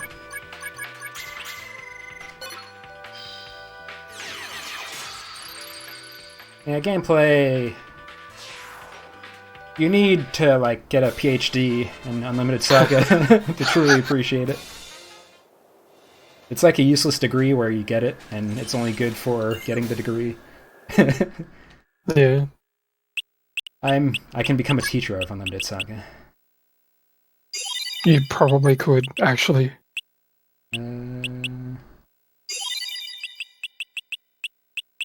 Just host the college class. Just like, here's how you play Unlimited SaGa. I wouldn't recommend it, but you know, it's got its charm. Your assignment is to beat the video game. Doesn't matter what panels I give to Myth, because I'm not going to be using them ultimately. Yeah, there's characters that you can just dump panels on, which speeds up the process. Sounds like thankfully. every degree. I'll see how to trick someone to employ me for my degree. I totally know what my degree was about. I didn't forget everything.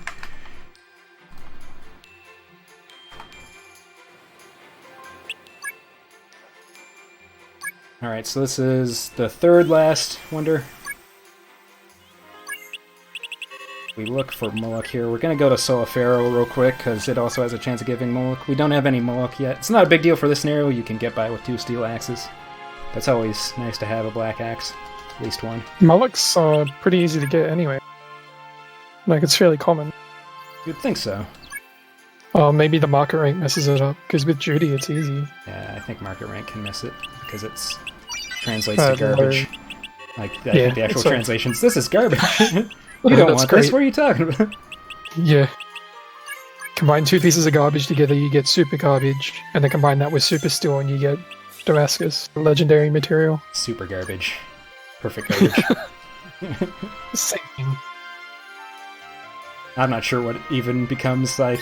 I'm not even sure perfect steel is, like, the proper way to say it. I think it's... steel it's just steel with, like, lower attack or something. And that's the only way you can identify the fact that it's the different type of steel. Yeah, so if you make perfect steel, it kind of sucks if you don't have Moloch. It's like, I just lost an attack point. Yeah. It does sell for a lot more, so it's not the worst thing in the world if you get perfect steel and Armic without any Moloch. Oh, do you need both types of steel in army? The important thing with Armic is that you need a lot of money, and Damascus is the highest selling thing you can reasonably get. So you gotta forge a lot of Damascus okay. to sell it. Yeah. And you also need one piece of Damascus, ultimately. But I was yeah, gonna say, I do you don't need wanna- like every variation of material in army? That'd make it even worse. It's a lot of rare materials that you need, which are the painful ones. I'd almost want to do a... No, there's no way I'd ever want to do an Armic marathon, because like, I probably won't finish, but it'd be really cool if I did. Yeah, it'd be fun, like, from a commentary standpoint, I think. It'd be like, just like talking about material. An ancient cave run. It's like, I'm going to get to the chaos and then die. Except you don't even get to chaos, that's the worst part. It's like, well, I can't find any more items, so I guess... You have no money, you can't find materials. Oh well, run's done. Thanks for watching. SaGa 2021. Like every other Unlimited SaGa run, you'll at least get to chaos and, you know, die an honorable death. But for What Armic, about Myth maybe? well, Myth, you'll get to chaos. Your party might be half dead, but Oh yeah. Okay, fair point. Myth is the one where you might not get to phase 4. And then if you die to chaos, you have to do Knights of the Round again. Ugh. Yeah, Ventus would be the worst tool. I'm not sure how feasible or how likely it is to wipe on Knights around, but just the idea of it prevents me from ever Yeah. doing it in a Did marathon. you did Ventus first, right? I did Laura first. No, I mean like when you were learning all the scenarios, you did Ventus before you did Myth, right? Oh, yeah. I did the ones where there were English notes available first. So I did Judy and Ventus before the other 3 or 4. Yeah, big thanks to Cacklaw, who's did a lot of the research. Yeah, if you didn't do that research, I don't think anybody in the English side would be running this game, because Nope. you did all the groundwork to figure out all the intricacies of this game that we could then apply to all the other runs. Yeah, he's also got some good resources on speedrun.com for it. Because he only made or like translated the routes for 2 of them, but he also made a general guide that helps with everything else. And this route is somewhat unique, where it's the only one I actually did the route for, because the Japanese route just uses the glitches to get through all the stuff. But this route is basically just everything I learned from the past runs and Catclaw's Glide, so I can't take pretty much any credit for it. It was all pretty self-explanatory how this route would form. Yeah.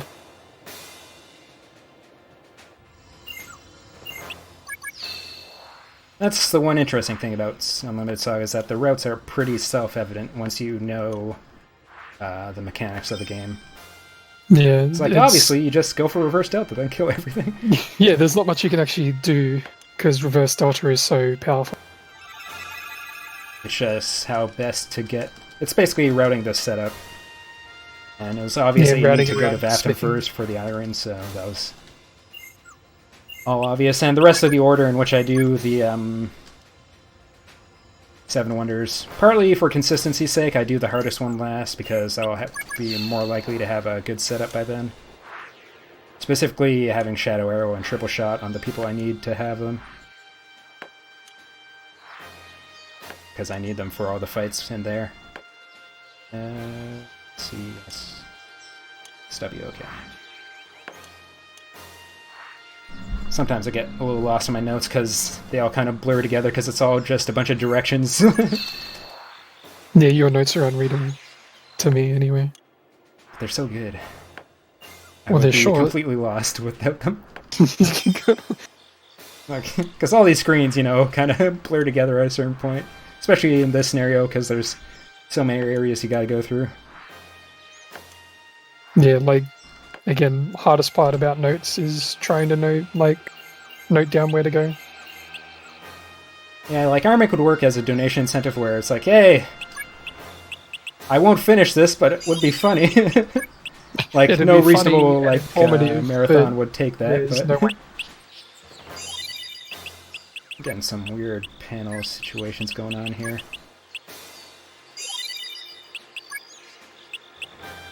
That's like saying there'd be a Ricky incentive. That's just nightmare fuel. I can't imagine that. Messing up his panels, it's fine though, he doesn't matter that much.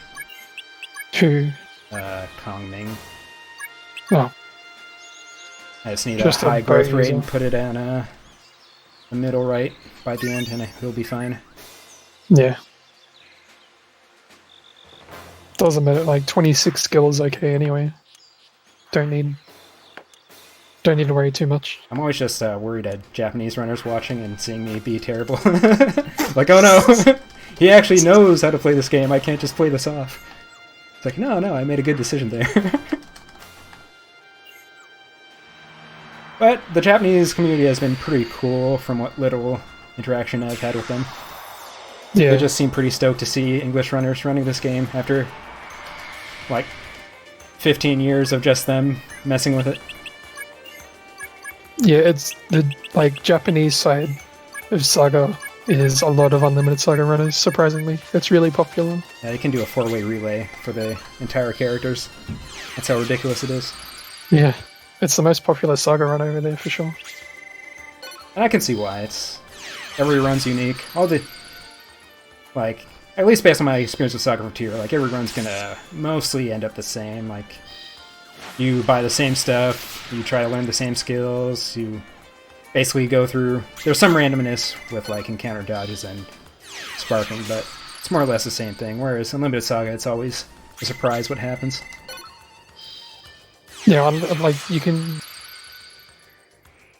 be very skillful at Unlimited SaGa and how you handle things, and I think like the 4-way relay and stuff like that would show that very well. I'm just amazed they can do a 4-way relay and not have it be Yeah, a well- disaster. I was like watching Have everyone those like finish. Armic runs, it's like, are they doing something special or are they just hella lucky? They do one thing where they manipulate the second shot by saving and reloading. I wasn't able to replicate that so far. Great. That's only a slight. That just saves you from doing one adventure, basically. Because if you don't get enough things from the initial shop, you have to do an adventure to gather items you need to progress the plot. How does this game work? Magic. Lots of magic. It's a very complicated question. Yeah. No one truly It's pretty knows how the good. game works. It's pretty different from Final Fantasy in the way SaGa games are. There's just non-traditional leveling and stuff like that.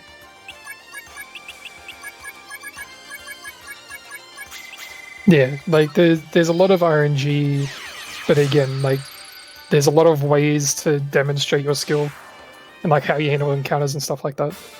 So I think it's just and chaos. I think chaos is actually the biggest draw. I keep It's just thinking like you're here's talking this about me. boss fight I was that's like, I'm not that crazy. neutral. Yeah, it's kind of funny the fact that my name is Chaos and the fight is Chaos. It's really confusing.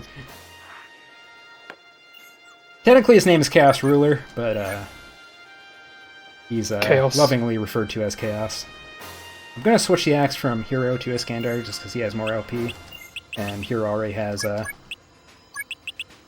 reversed out this so he doesn't have to learn that.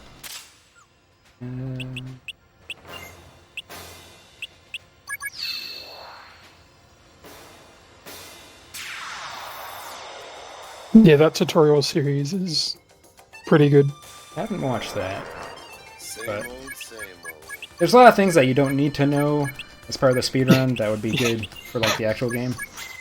I was surprised you got through Armic with like the knowledge you have. Oh, I to don't be learn a honest. lot. There's a lot of Japanese guides specific to Armic. Yeah, Like one person, Armic is there's something called the Oh. avalanche.txt, which is like the Bible for learning Armic. It's since become really outdated, but still like Armic was like the run you didn't do before someone made that guide. And it basically made it possible to even do it. So it's really cool just reading that, even though a lot of the stuff there's like updated guides. They're like, alright, here, you should read this, but then read this to know how we currently do things. Because that was like a There's- 2.5 hour guide, and like the current best runs are like an hour and a half. yeah. There's a Nico blog series on each character, like a general strategy, chaos strategy, and then strategies for each character. So like, Japan has a lot of information about the run. It's popular, so they've documented it very well. Yeah, it's like one of the games where if you see it on Twitch, you're basically guaranteed that the person will be doing an RTA of it. Because it's way more popular of an RTA game than a casual game. There's like one person doing a casual playthrough of it, but for the most part, it's just people doing runs.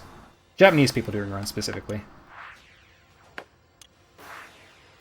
Because I'm the only semi-active runner of it currently in the English side. I wish I had more time, dude. Yeah, I gotta get back to Judy. Yeah, I really want to, but time. Yeah. Yeah, understandable. Yeah. I'll just go back to blue and grind. Yeah, it's avalanche.txt in the English version. It's like some kanji in the actual Japanese version, but it translates to avalanche.txt for some reason. I'm not sure like what meaning that has to the Armic run. But it's So like, you said avalanche and I just went FF7, so, you know. Yeah, it's not all caps avalanche, unfortunately. That'd be pretty funny, though. This guy spits a bunch of game. There's some lore behind what this Lich is, probably.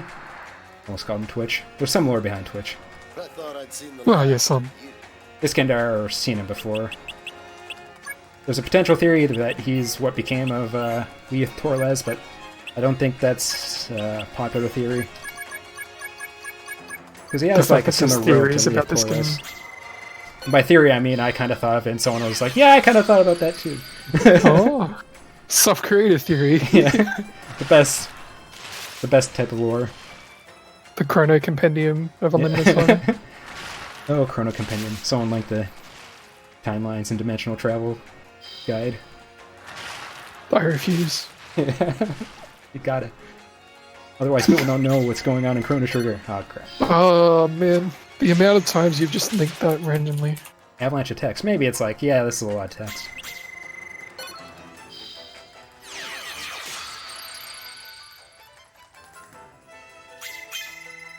What's it under? Just search Chrono Compendium time travel, and you'll find it. Principles of time and dimensional Yeah, travel? there we go. Page not found. Yes. What? Oh no! The compendium! Rip. Oh, that's the saddest news. Time. Dimension. This is like the website just down? No, the website's up, but that page is... Oh no, now it's up. It's just that the... Oh yeah, and this sprite specifically, I really like the Lich sprite. It's like constantly bleeding out. It's really crazy looking. Is that the one? Is it like 50 pages long? Yeah, that's it. I just saw time eggs. So if you ever want to know what is going on in Chrono Trigger and Chrono Cross, just give that a little read and everything will become clear. This is a great Unlimited SaGa commentary. Yeah, well, It wouldn't be me without that coming up at some point, I guess. it's... Alright, we got the Lich.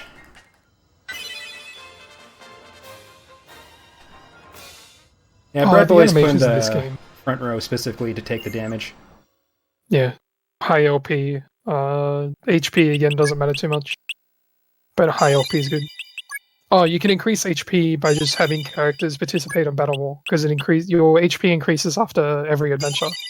So the more they've participated in battle, the higher the HP increase. It actually doesn't matter at all in this speedrun, so we never brought it up. Finally do something useful for this guy.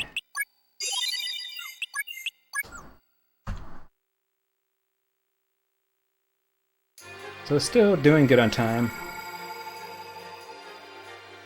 We'll have a solid second attempt on Chaos without going underestimate or overestimate. But that shouldn't happen. We should be able to beat the old Chaos.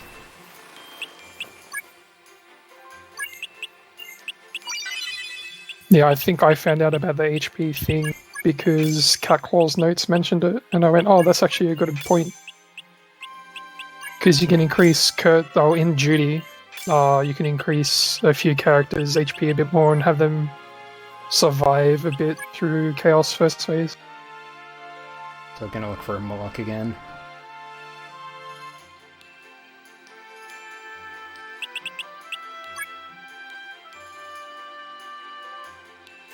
What's HP do in this game? B0. Yeah, basically. Yeah, kind of. Moloch. Do we got any socks? Yeah. Attacks use HP too, which is strange. I always forget I've never quite understood why, but doesn't really matter too much because you're just gonna be at 0 HP anyways. yeah. And it's not a really bad game where it'd be like, you can't use that move because you have 0 HP. Oh, imagine that. Yeah, I wouldn't play this game. There's a lot of like slight changes that would make this game completely unplayable. It's a perfect storm. Like everything just just playable works enough. well enough. Yeah.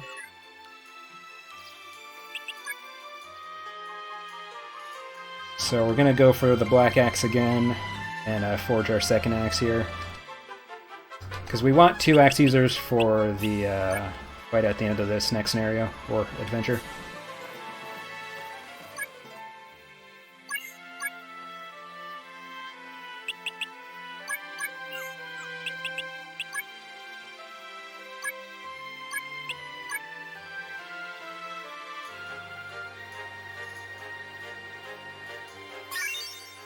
I just have all throughout my notes in hot pink save, just so I never forget.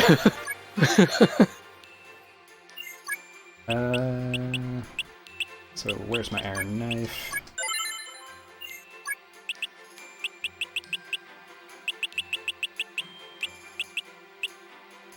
Where'd my steel knife go? There it is.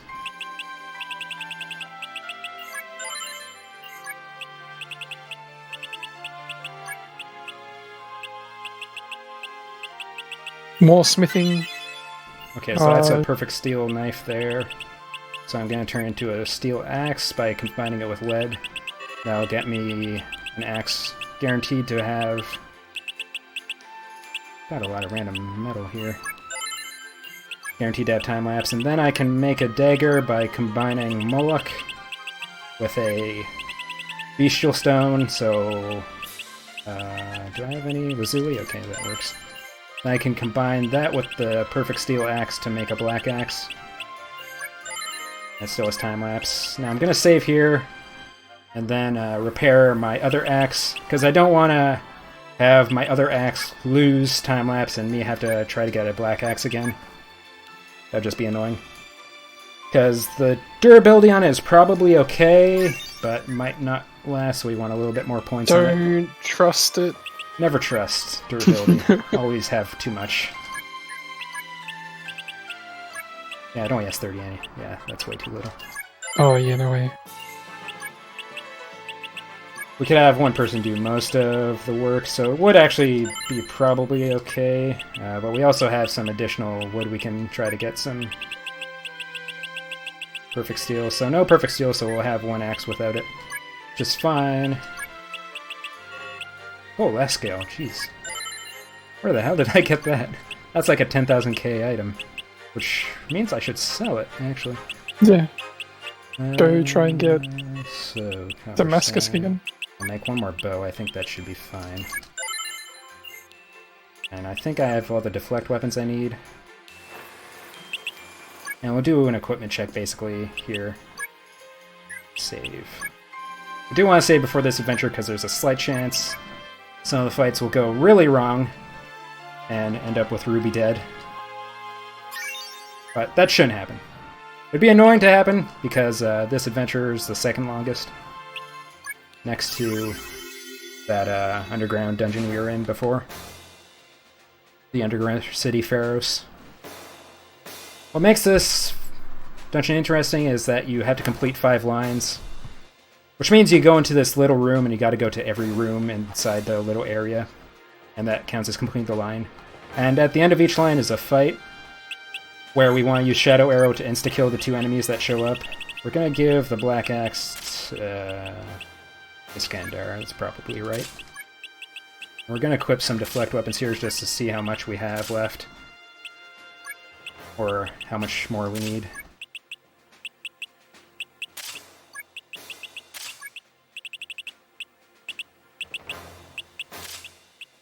So we have all the deflect weapons we need. We're gonna equip one of the bows without any additional abilities to Sapphire, because she's going to be in a lot of battles, so that allows her to potentially spark additional moves on them.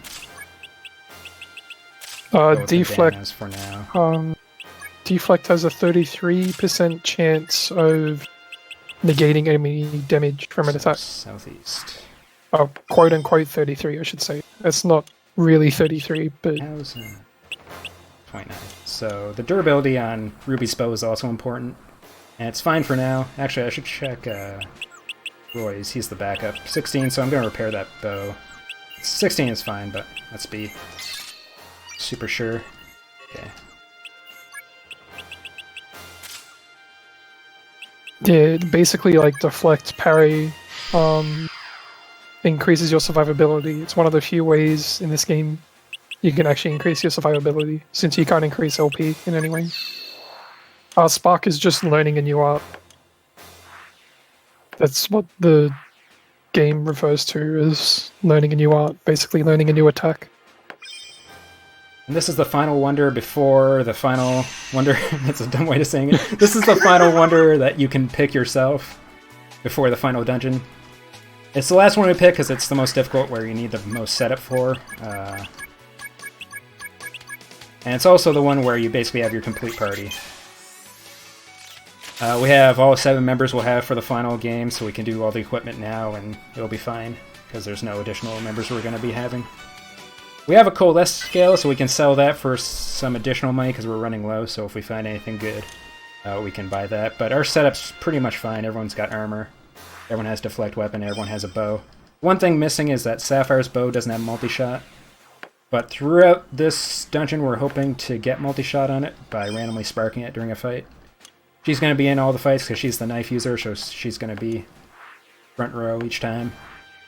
Except for the end-of-line fights, where it'll be a tank plus Ruby or Roy to get the shadow arrows off. And based on what line you are, this is the whirl line, where you move opposite of what direction you're pointing to. So to move north, I gotta point my analog stick south, because it's like I'm in a whirlpool, I guess. And what line you're in affects what actual enemy shows up, so because I'm in the whirl line, only Aquans will show up. And if I only had Aura level 1, I wouldn't bother using Aura, because it wouldn't affect my chances of fighting them. But because I have Aura level 2, I used it. I ended up fighting them all anyways, but... So you can choose whether or not to use Aura based on what line you're in. There's going to be an Undead Line I do at the end. I won't use Aura because they have like 180% chance of fighting you. And this is the most annoying thing. This dungeon is the final dungeon of Laura, but you don't fight these enemies in Laura. This is specific to if you're doing this as an optional quest, or if you're Ruby. And what makes them annoying is that you're relying on pure chance to kill them. You have to use a move called Shadow Arrow, which has a chance of insta-killing them. If you're lucky, it'll one-shot them every time. But it can just go on forever without getting any insta-kills. Or you can miss. And Ruby does have a lot of LP, so it's not super dangerous to have her in a fight. Crap. Also helps if you get Shadow Arrow.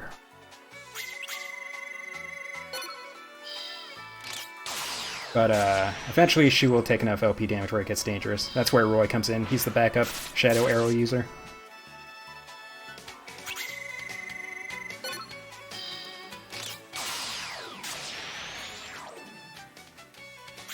So none of them the first round. This fight happens 5 times, so you can see why this can be annoying. Oh, this dungeon sucks. This is why we saved before, in case this goes all the way bad.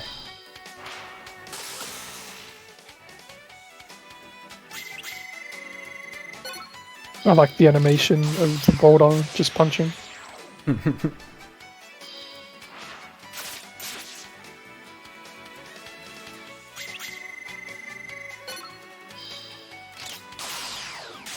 I do have to focus a bit because I don't have the timing super down, so I gotta rely on the visual clue. Visual cue. Same thing. Clue cue. Must always be accurate in all things. Alright, got one of them. Break. So we could use Reverse Delta instead of Shadow Arrow, but it takes a long time to kill them with Reverse Delta and also affects your durability for your axes, obviously.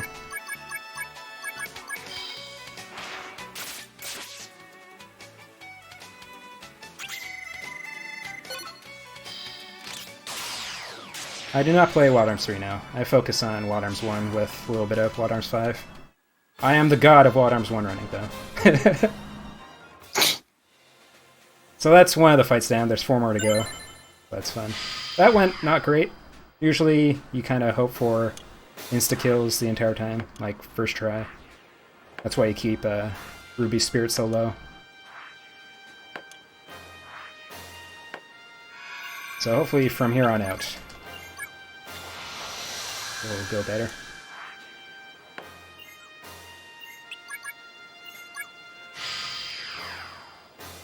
I wish Wild Arms 3 wasn't so...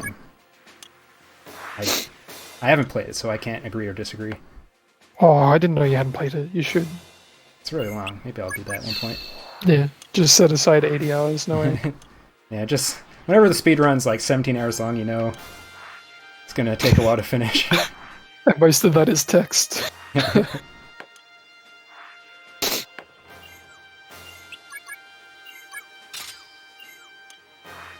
So this line, you gotta press a bunch of buttons to unlock other areas. It's the bird line, so you're gonna run into birds. Good thing about birds is that as long as you have aura on, they won't fight you. But you also move more than 20 times, so you gotta be sure to reapply aura at the right time. I think I accidentally took an additional action, so I'll apply it one action early. And worst case is that it just says, already applied, then I have to do it again. An action is technically a turn. Or is a turn. So 20 turns, so 20 actions basically. And whenever you go to a new screen or disappears, you have to reapply it. And one version difference is that in the Japanese version you have to do a reel for aura.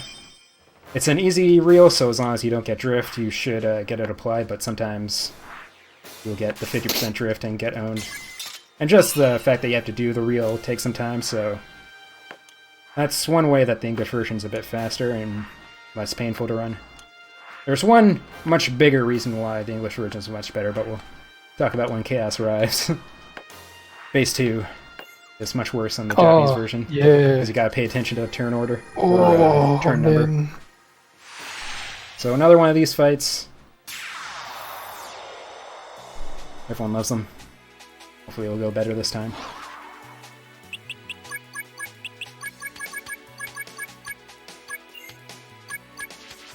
I'm surprised the Shadow Arrow is the way to go. But like status effects is the way to go. Yeah, it does take so long to kill them with Reverse Delta. Yeah.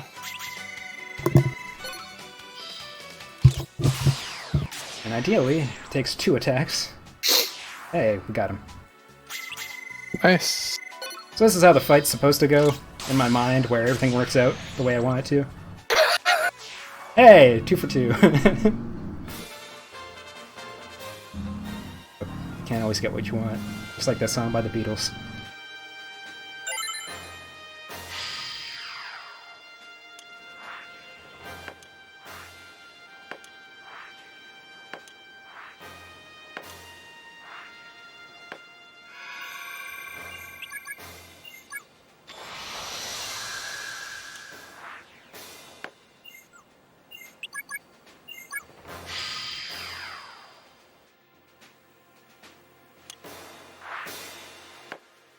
Oof, that would have kind of sucked.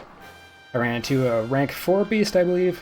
It's not a big deal because you can just reverse delta them, but it takes a little bit of time. I think they have 4 LP, so it takes more than just 1 attack to kill them.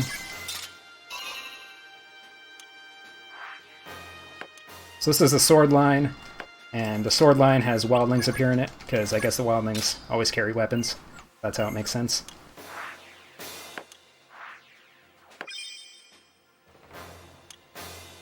And yeah, you just gotta move to every spot. You hit buttons to unlock other areas. Same old, same old. Ooh, they all gathered at once. So it's kind of good that they all gathered at once. You can kill them all at the same time. Wildlings have a pretty high aggro rate, so you're probably going to fight them eventually here. There is a high-ranking enemy, which has 4 LP, so we have to do 1 reverse delta to finish him off. And one of them also didn't die, so we're going to have to stab that one. Wacha!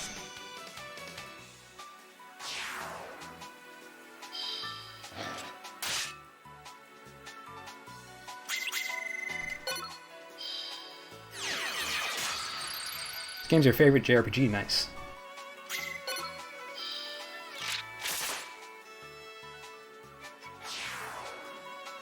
This dungeon is not very good. You don't like this dungeon? No. It's the reason I save it for last, you know. Yeah. I'll be positive about the rest of this game. I'm going to be negative about this. This dungeon sucks. What's wrong? This dungeon's not so bad with Laura. Oh, Those yeah. stupid fights at the end of each line, though, kind of. When I saw that for the first time, I was like, oh no. Why you gotta do this? I was vindicated by... Because I did make this route myself, but someone else did do a Ruby run without the skip, JP runner, and they did the same Shadow Arrow strat. I was like, yes. It was basically the same route. Nice. And my run's slightly faster, maybe just because of luck. It's hard to say which route was better, because they're basically the same. No, daggers aren't used in Chaos at all. They use bows instead because of turn order reasons. Bows will go before any melee weapon because of the range, the quote-unquote range between Chaos and attacker. Because daggers are close range weapons and Chaos is technically far away, it'll be slower and Chaos will get attacks in. I'm being super paranoid about my durability. Don't want to get caught in there without any Shadow Arrows left. Oh, that'd be the worst. So in an actual run, I wouldn't be this repair heavy. I'd only repair them if they're like below 10.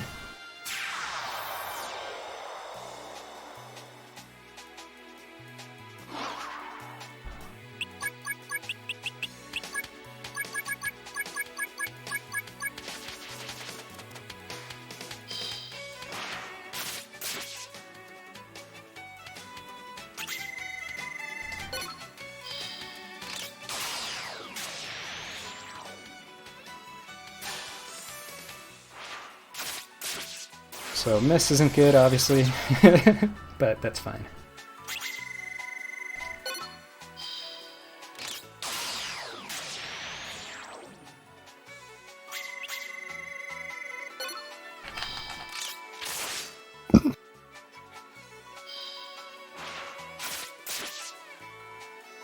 So I think Rock Boy is getting low.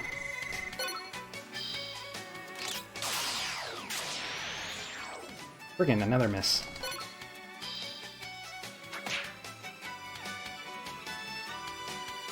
Rock Boy, how are you doing? 9, so we'll send in Iskander.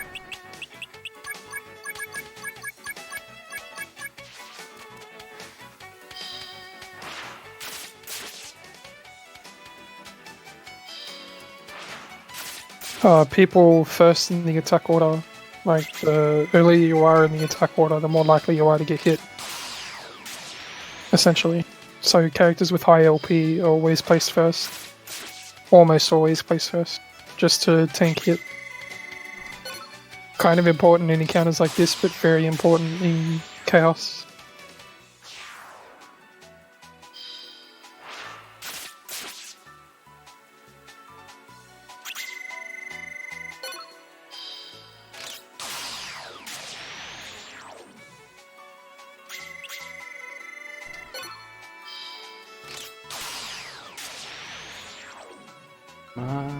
Yes, okay. So 2 more of these fights to go. Oh. We're almost there. Not sure why they did this to the people playing this game. There's some decisions in SaGa games like you just hate your User base, don't you? Yeah. No, we gotta make them fight the same fight over and over again. Make sure they know how to fight it.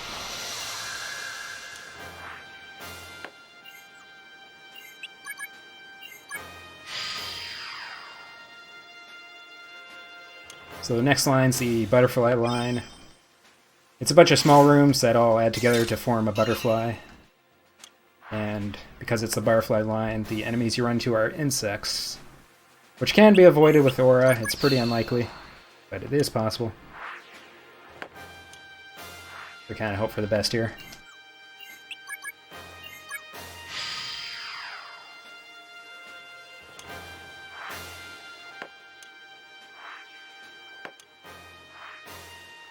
So got past that one insect.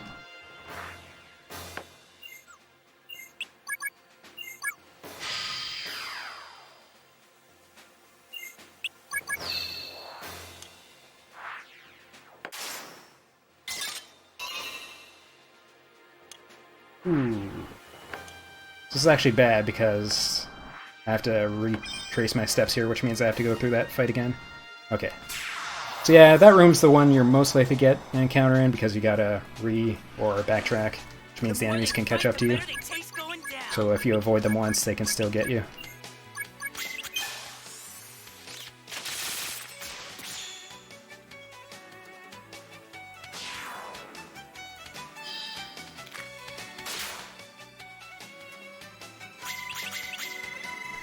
Frick.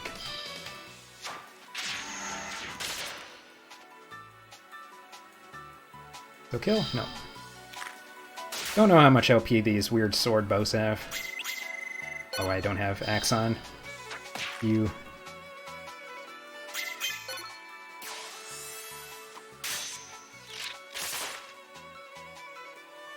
Alright, we got him.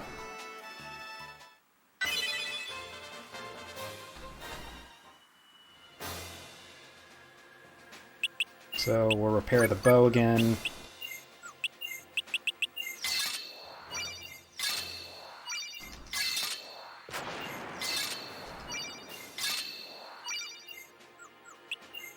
You can only repair up to 20, but if you repair and it goes higher than 20, you get the extra benefit. So that's why I got up to 22 there.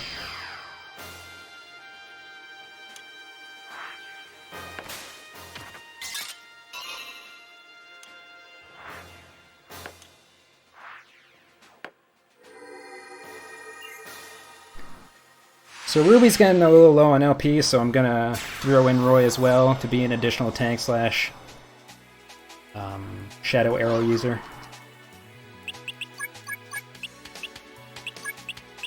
He's got more spirit, so he's not as good as Ruby,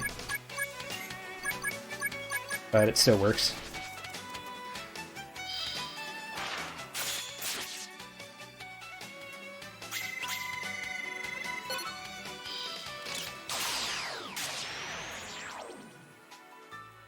With all the friggin' misses. This doesn't miss that often, usually.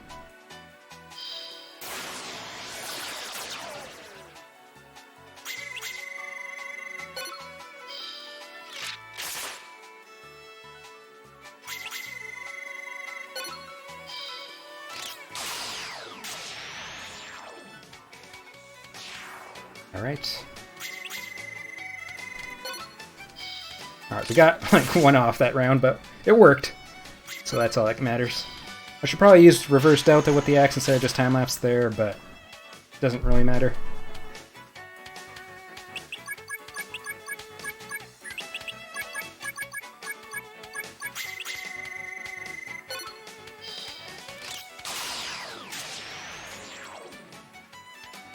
Alright, so one more of those to go, and Ruby's in decent enough shape for one more fight. So not too concerned. Please don't have Ruby die. They only get 2 attacks man. per... Yeah, it won't happen, don't worry. Yeah, if they only have 2 actions, that's alright.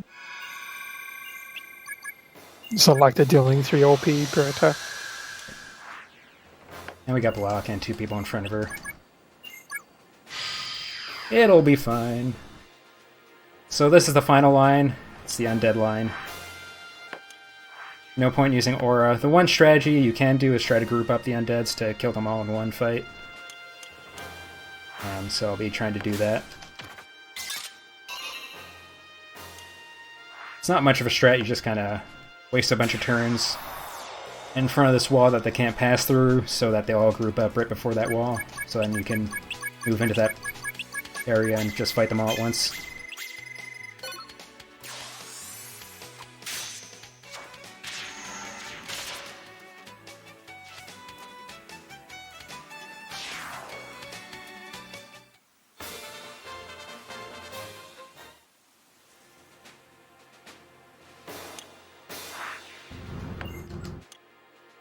Ooh, there's two undeads. Usually there's only like one undead in this first little area here. And you try to avoid it, but you're gonna fight eventually, so I just take it head on. Just say screw it.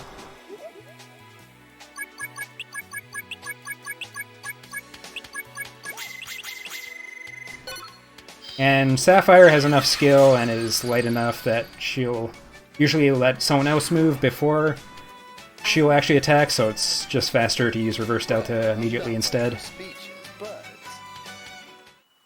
And we have enough durability that it's not like we have to worry about using too many axe uses.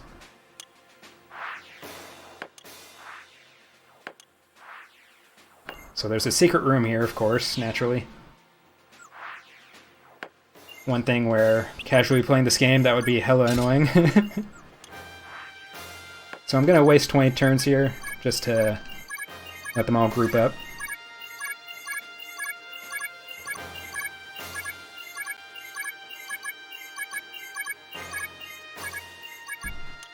And hopefully there'll be like 5 here. There's only 1, but that's fine. It's kind of random whether or not they'll group up, because they have to be somewhat close to you to notice that you're there so that they can group up.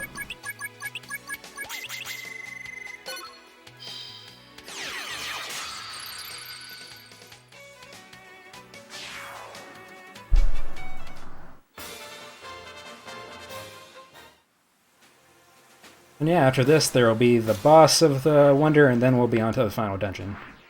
And the final dungeon itself is pretty short, and the scenario boss is probably the freest scenario boss of all 7 scenarios. There's just nothing she can do to even come close to harming you. And she has a bunch of mobs, and in most games if a boss has mobs, it's a bad thing for you. But in this game, because the enemy group only gets a total of 7 actions, when a boss has a mob, it's usually detrimental to the boss, because it means the boss will get less attacks, and the mobs are usually weaker than the boss. So it's actually a good thing there's a bunch of knights with her. And you don't have to kill the knights, you just gotta beat her, then the chaos fight will proc. And then the fun will truly begin. We have a decent setup for the chaos fight, so I'm not too concerned about it. Yeah, 2 black axes. No, one black axe, one steel, that's right. So I might switch it, the black axe from Iskandar to Hero based on strength values. I think Iskandar has a lot more strength at this point, so I'll need to make up the difference by giving Hero the black axe. You end up using Hero more before you start using Iskandar. Yeah, Hero is the Phase 3 axe, or Phase 1 through 3. When you have 2 axe users, the Chaos Fight is broken into 2 teams, basically.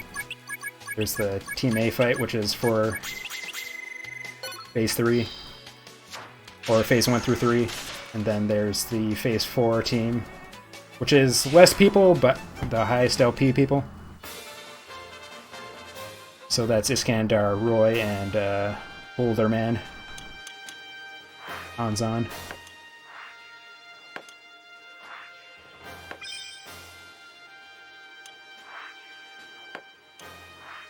Alright, we're nearly there. And this boss coming up has 16,000 HP, which is a large amount for a boss. Free Chaos. Chaos itself has 20,000. But Chaos's HP doesn't matter a whole lot. It only kind of matters in Phase 1 and 4. Phase 2 and 3, it's basically just pure LP damage, because he doesn't recover enough to prevent LP damage.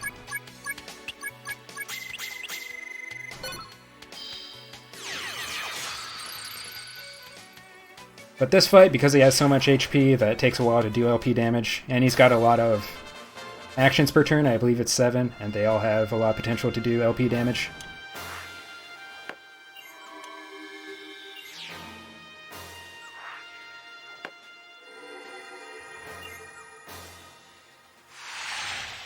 And this is the final of these fights.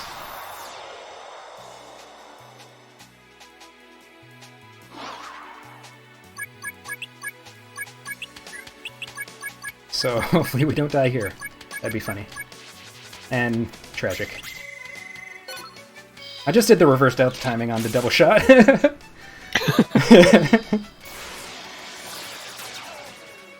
Yeah, that messes me up in Chaos Final Form, like trying to get triple shots. Or double shot. Especially in combos. Yeah, don't worry about that too much. Just focus. Oh, nice. Insta-kill. Good block, Ruby. Keeping it alive. So Roy has way more spirits, so this is less likely to one-shot. I probably shouldn't have queued up too. And then triple shot. I accidentally put in Sapphire, but it's not a big deal that Sapphire's in there. It's actually probably a good idea at this point, but because of her speed.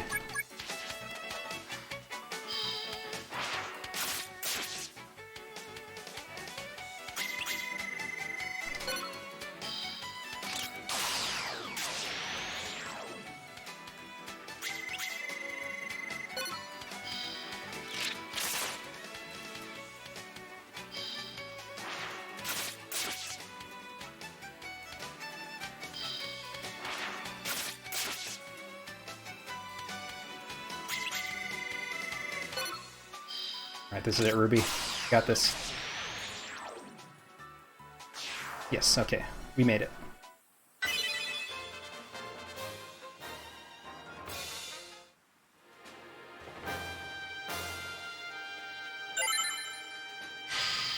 Nobody does.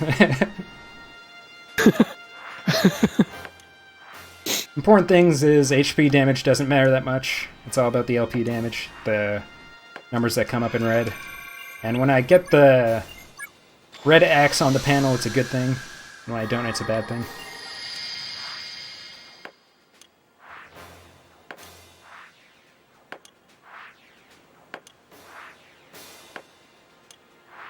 This game is great. So we're gonna save before this boss, because I've never died to him, but it's theoretically possible. It would have to go, like, so bad. But might as well, you know?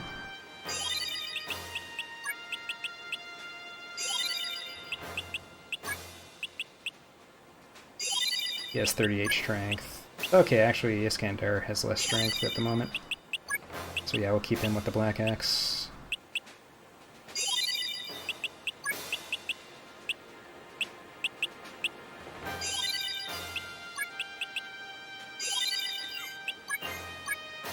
Yeah, HP in this game is just a buffer for your LP. It prevents LP damage.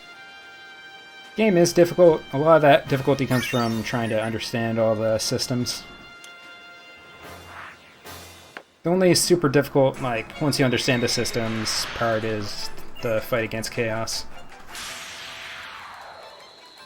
Yeah, there's some, like, rare monsters in Chaos that are just very powerful. And it's, again, it's SaGa fashion, really. A lot of SaGa games do it, where there's a couple of monsters and some bosses that just spike in difficulty. And it tends to be that the final bosses and scenarios are very difficult as well.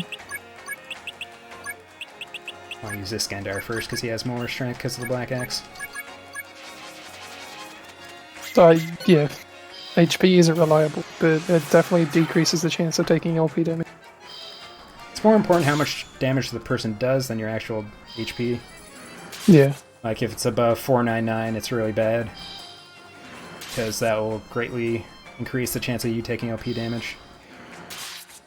This guy's going in on Roy. So part of the reason why you want to use Bone Crusher in this fight is so that you spark abilities, so you don't spark abilities in the Chaos fight. It'd also be nice if we use Bone Crusher on him, because he does a lot of damage himself. And Bone Crusher reduces the enemy's damage by or strength by 30%.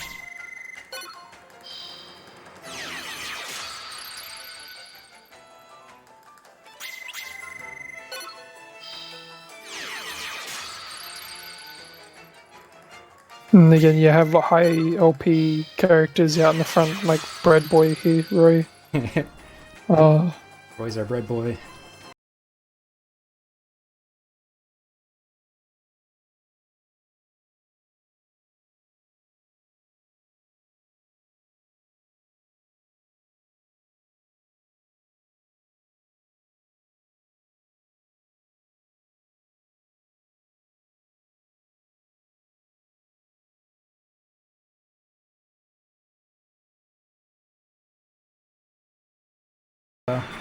He only has 6 actions, so that's much better than 7.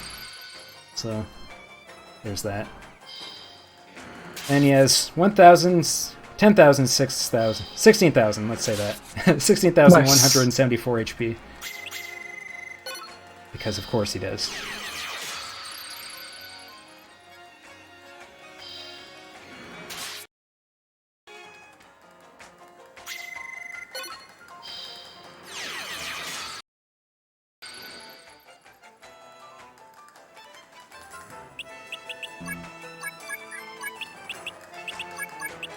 So we still don't have a multi-shot on that one bow. That's fine. Good block. Always satisfying when someone actually blocks something.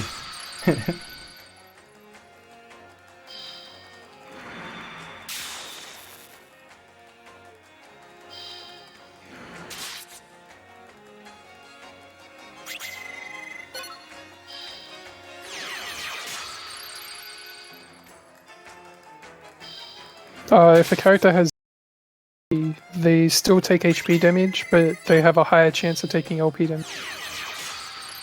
It's not 100% guaranteed, but it's pretty high. Yeah, you can have 0 HP and still take no LP damage.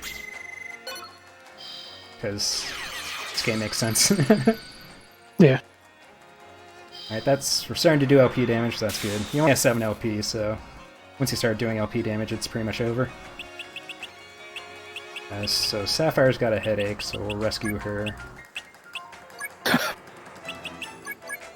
I know that feel. Yeah, same.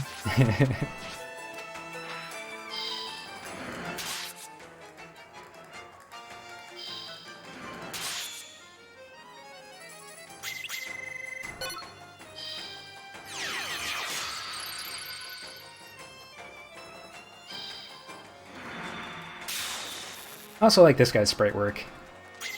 I mean, all the sprites are good, but a lot of time went into animating these guys. Like, all their moves have unique animations and stuff.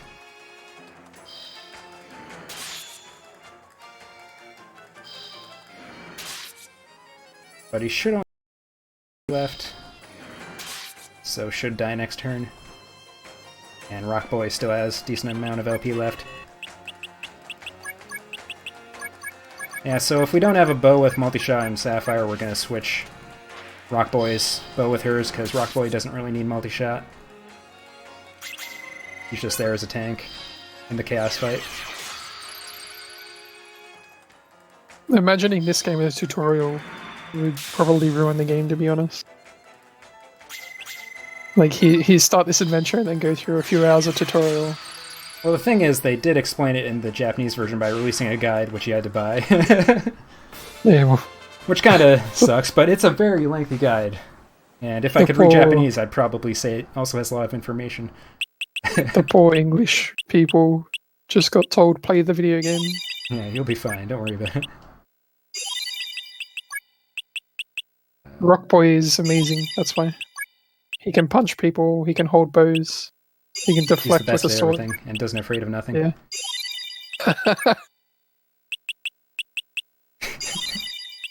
Bringing it back. Yeah. Yeah, surprisingly, a lot of the SaGa games have like really good guides, like physical guides for them. Like Minstrel Song has a really thick Ultimania. It just details everything about it. It's really good. Oh no, the manual wasn't sold separately, but there was like a strategy guide that explained everything really well. Yeah, I'm not sure how good the manual itself was. Yeah, I imagine I the assume manual. not great. Yeah, it assume was it's the same as the what we English got, version. Was that And here we get some lore. Now this must be a dream. Not really sure what's going on, but I'm Ruby. Ruby's dreaming about past lives, question mark? Where Iskandar was helping her with various adventures. We got Leith Torles here. He looks a lot like the Lich. So that's, like, look at him. He's got the robe, it's covering his head. Who are these people?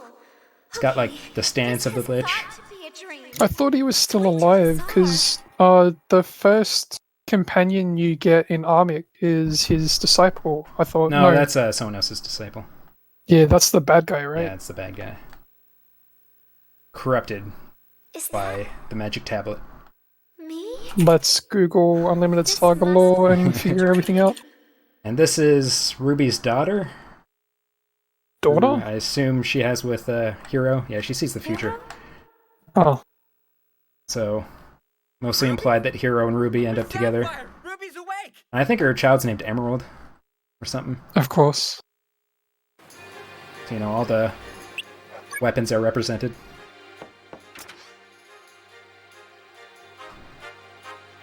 So we get the final dialogue. Sapphire thinks the world's going to end. Ruby thinks the world's not going to end. And we're going to see whose prediction is correct.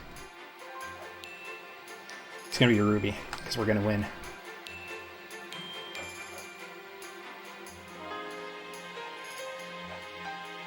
Yeah, Leith Torles made Iskandar into the Unlimited, who can travel between worlds and is immortal unless he's in his own world. So- But he's not the Lich, because Not the he Lich? appears next to Iskandar at the end of Ruby. And what? No, that was Oh, like during the finishes- stream sequence. I He think. finishes conquering the Six. Yeah. He sees the past. That's right. I should read more. It's the future, so her daughter will look older than her potentially. But yeah, Alright, I don't think he's Lich. If I search Lich, I'm not going to get anything. Yeah, no, that's a very uncommon thing. So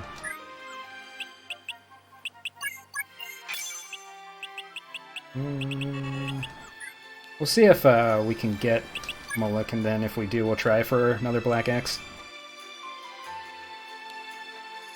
But we're fine with the Steel and Black Axe.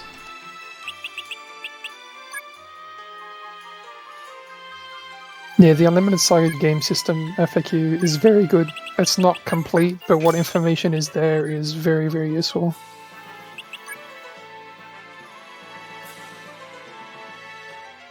It's the same with SaGa Frontier and its data mechanics guide, which got updated recently, and that was like really And, exciting. like a very actually. minor update too, but Yeah.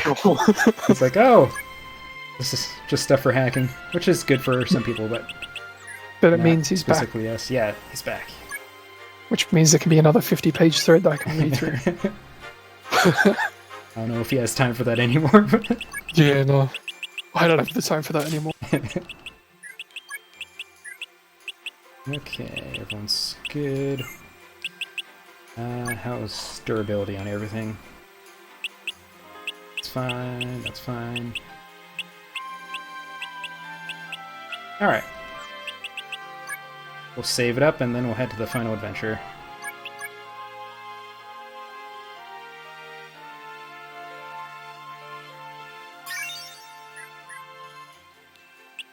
To the Hanging Garden. Yeah, there's some stuff missing from the SaGa Frontier system guide, but it's the closest you'll ever come to understanding that game. Yeah, same thing with Unlimited SaGa.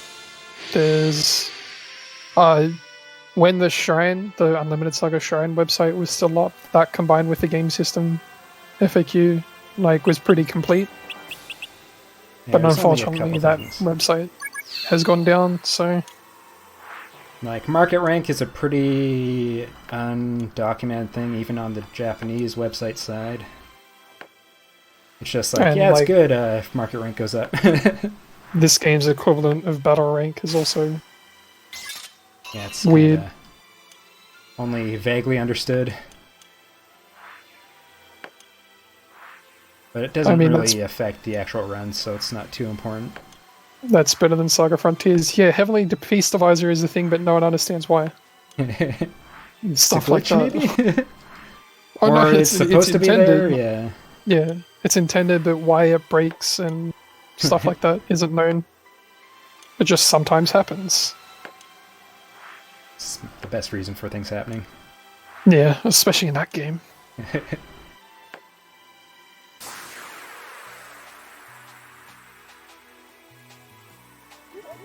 Yeah, it's surprising how, like, I don't want to say well built, but I guess well built this game is. You look at something like SaGa Frontier. Yeah, for what it is, it's very polished. It's just Yeah. what it is extremely bizarre. Strange. Yeah. Okay, yeah, we'll switch that bow from Sapphire because it did get an ability bow's random arrow shot, so that's no good. It's I like fine the for backgrounds. Onside. Yeah, this game is visually good a lot of the times. Wait. Oh, we have a lot of bows already.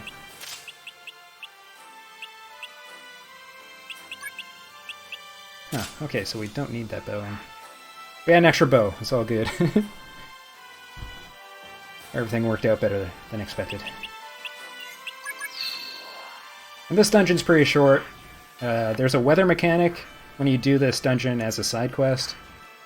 But in the Ruby scenario, it's just no weather, so it's just straightforward. Walking through hallways. Not really sure what the weather mechanic does, because I've never played it, but I assume it messes with you a whole lot. So I'm glad it's not here. Whatever it does.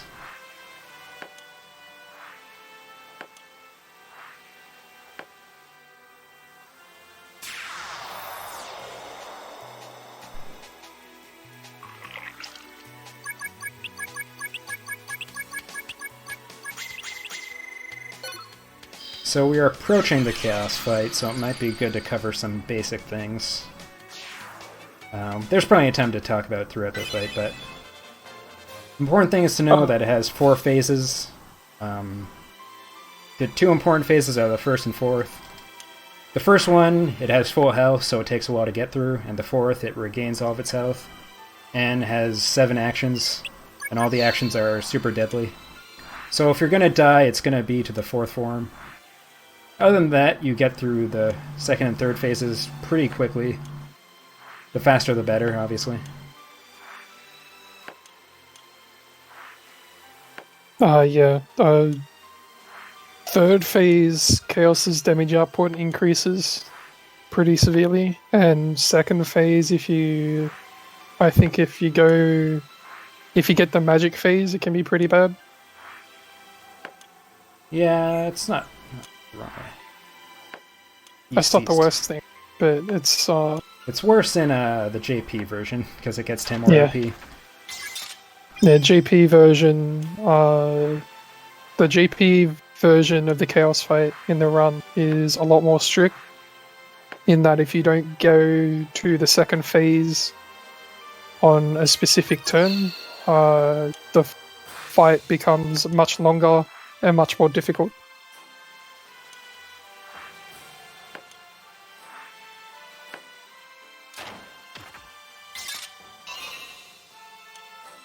I think the thing with playing a SaGa game is that you can't go into it expecting it to be an RPG. You gotta have some knowledge of what a SaGa game entails. Because otherwise you're like, not prepared to... No, it's not a good idea to fight enemies. You're in fact going to be screwed. I went the wrong way again. Minstrel song especially, like, you need to be pretty careful. I'm supposed to go...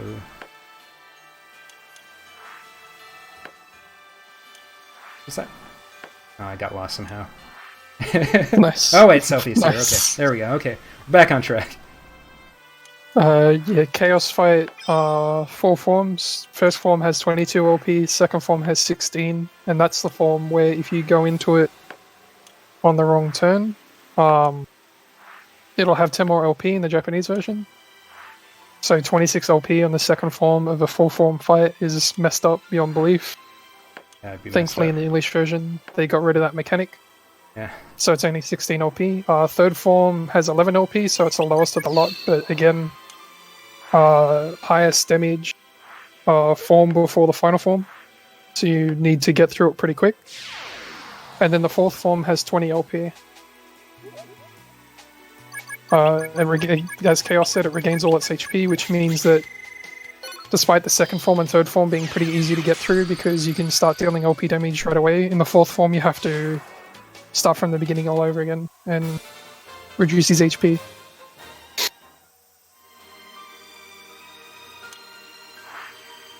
We'll get into more when it comes up, but yeah, rough fight. Rough fight. But exciting fight. Yeah, it's really, really fun.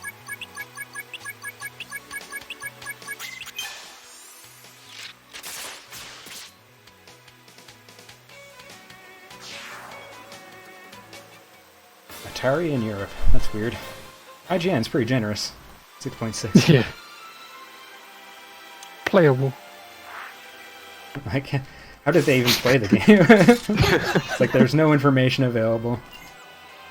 Unless there's like some sort of review guide. It's like, hey, I know this is messed up, just follow this. I'll probably bring it up again when it comes up, but Chaos's actions transfer between forms. So say form 3, on the second turn, he has 3 LP, and your first reverse delta kills him, and he's acted once, so he has 5 actions in form 3. If you get rid of that 3 LP and he's only acted once, he'll have 4 actions left, but he'll have access to form 4's moveset, and will use those actions. So you need to be pretty careful about what you do when. Fun fight. I can't play this game. 6.6. I don't know, some review sites have weird like formulas. It's like based on the music plot, so maybe it's like, well, I couldn't play it, but everything else was cool, so Yeah, it looks good, it sounds good, it's just that the gameplay is the one. averages out to a 6.6. Yeah, I sure. always like when reviews have like 0.6. It's like, how did you arrive at that?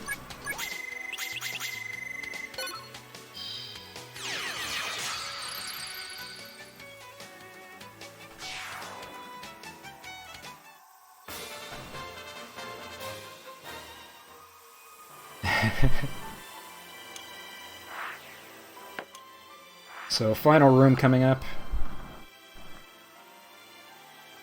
And I wrote over Aura because it's not that important to have it. It's better to replace one of those. You're not likely to run into an enemy in this room. And here we go.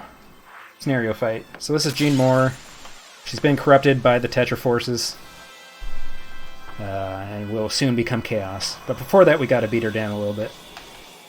She has a bunch of knights, but we don't really care about the knights. They don't really affect anything.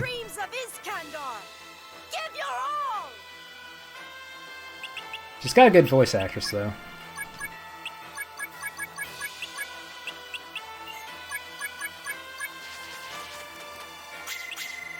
Isn't for everybody, that's for sure. No. She put in the most effort. Actually, Dagobos is... It's really hammy, but he went for it all the way. And she's pretty hammy as well. She doesn't have any HP, basically, so you start doing 3 LP damage to her immedially.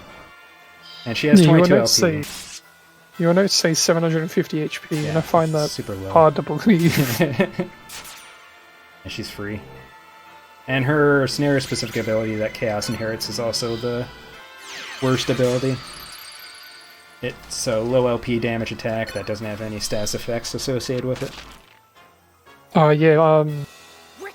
Chaos, because the scenario final bosses all turn into Chaos, like Chaos isn't just an enemy on his own, you'll inherit one of their abilities, and it's specific to scenarios. So in this scenario, he'll inherit, let me look it up real quick, he'll inherit 100 Flowers, which is a very weak ability in the grand scheme of things.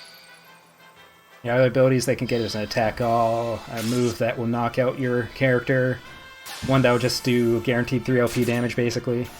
Yeah. Yeah, just learn to speedrun, then it's easy? Yeah, sure. It's completable? Despite what last year said? Whoops.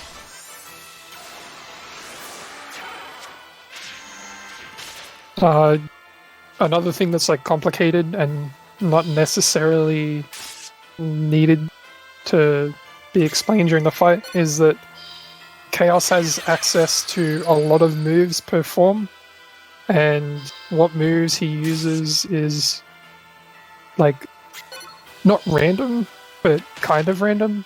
Yeah, in a way. He has aggression access. level, Yeah, I'm he not has specific completely sure what it sets of means. ability, but that's really weird and kind of not well known. Yeah, he can be more aggressive or less aggressive. The more aggressive he is, the more damaging moves he'll do. But Yeah, the more actions they'll consume. Only I can. It only really starts to matter in the final form. Yeah, because that's when overkill begins. Yeah, that's when Overkill's basically an attack all ability with high HP damage and high LP damage, but it uses a lot of actions. So the later on he uses it in the turn, the better. Yeah. Or not, it's better earlier, because even though it consumes 3, it can use 1 if you only have 1 left. Yeah, I guess that's fair. Alright, Chaos time. Alright, here we go. The music is fire. It's the best music in the game. It's suitable music for the fight, because it gets you pumped. I'll mostly let Falcon handle most of the commentary here, because I'll be trying to focus, but I'll chime in every now and then. Okay. But yeah, I'll hand it over to you. Oh boy. So, yeah, first form Chaos, not the worst thing in the world. The only real issue is, again, 20,000 HP, so a very high barrier to LP damage, and then 22 LP total. So this is the form that takes the second longest, the longest being the final form. What you basically do here is buff up your axe user. If you can, debuff Chaos. So in this scenario, you can buff up the axe user with build up, debuff the boss with Bone Crusher, so that his physical attack's still less HP damage. And then it's just reverse delta all the way. And that's basically the entire fight. You'll have... Okay, let me look at Chaos's notes. Yep, you'll have 1 to 2 tanks out the front, depending, and then an axe user at the back. And again, this is just to prevent the axe user from taking too much LP damage, because you don't want the axe user to die too early. You lose access to your best damage dealer in that case. But yeah, first phase isn't too bad. Lots of physical attacks.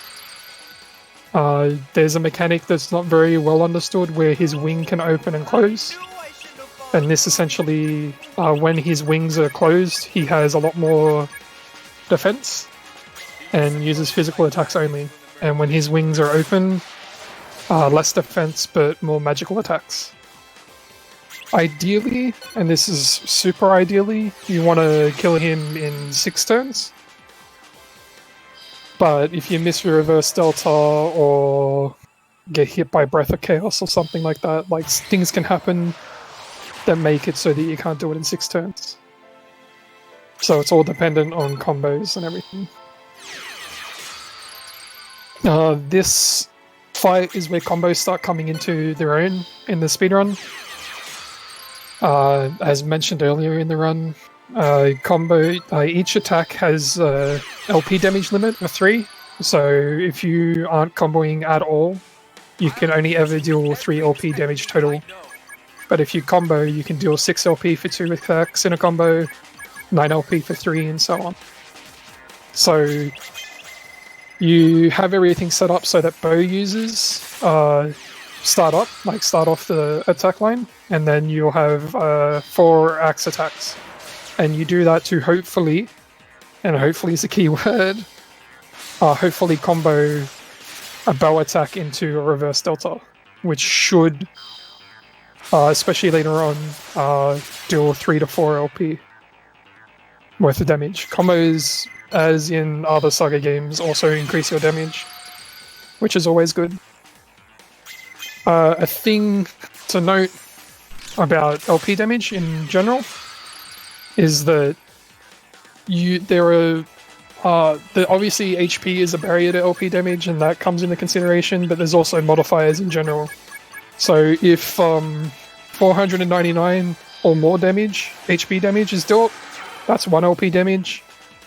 If 999 or more damage is dealt, that's 1 LP damage. If you deal more HP damage and the target has remaining, so if you have 0 HP, that's 1 LP damage dealt. And if you deal more HP damage than the target's max HP, that's 1 LP damage dealt. So Chaos abuses this to no end, because all of his attacks deal very high HP damage. So he has a pretty high chance of just dealing LP damage in general. So far, so good. You can send out Khan alone with Hero, but you want Ruby and Sapphire because Sapphire doesn't have a whole lot of LP to go, so you kind of want to group them up together.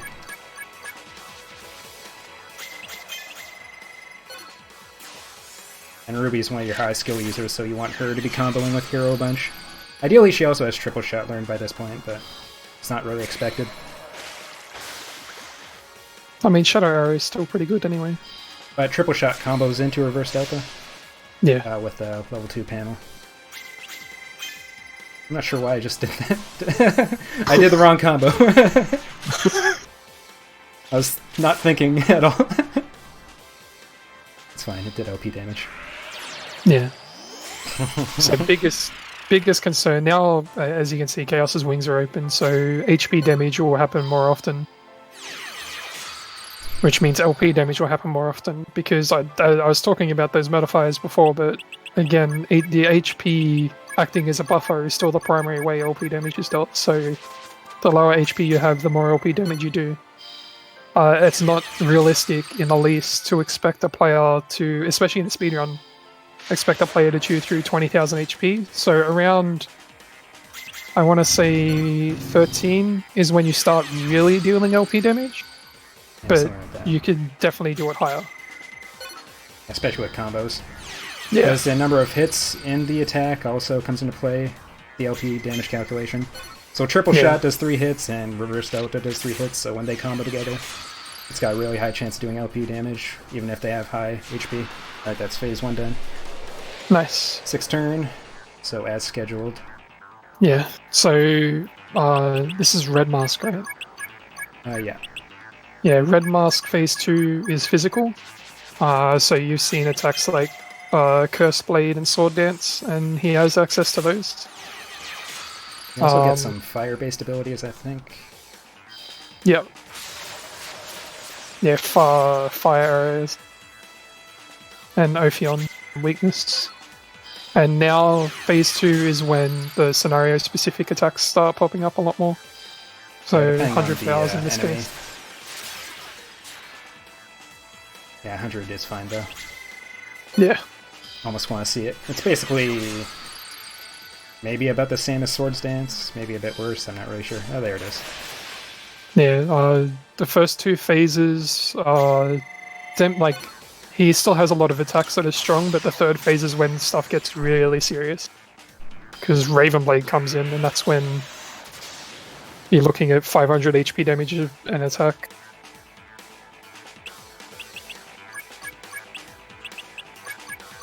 So Hero's still good for LP, so we can afford to send him in with 1 tank. Ruby's getting pretty low, so we're going to be pretty conservative with her, because she's the main character. And if she dies, everyone dies. Crimson Flare has a ridiculous animation, but I don't think it's too bad. Let's see. Okay, it's pretty bad. The animation So- makes it seem like supernova. So you've seen Chaos use reverse delta first. This is to burn through enemy action. So third phase. So you want to use slow moves first so that the enemy acts more, so you can actually use combos. You use that in the first 3 phases to just deal a lot of damage, really. It starts becoming not very useful in the final phase because 7 actions per turn is messed up. So this should do... Okay, I've done 5 damage, so that should be 1 turn. So we'll queue up Bone Crusher in. Third phase is, Raven Blade starts popping in, which is a very powerful single target attack. That just does high HP damage and in turn high LP damage. You need to start counting how much damage you do, because as was mentioned before, actions carry over. So if you beat Chaos and you still have attacks left over, you can use them before the start of the next turn. So Chaos here is queued up Bone Crusher so that once he enters final phase, he can just use that immediately and not worry about it.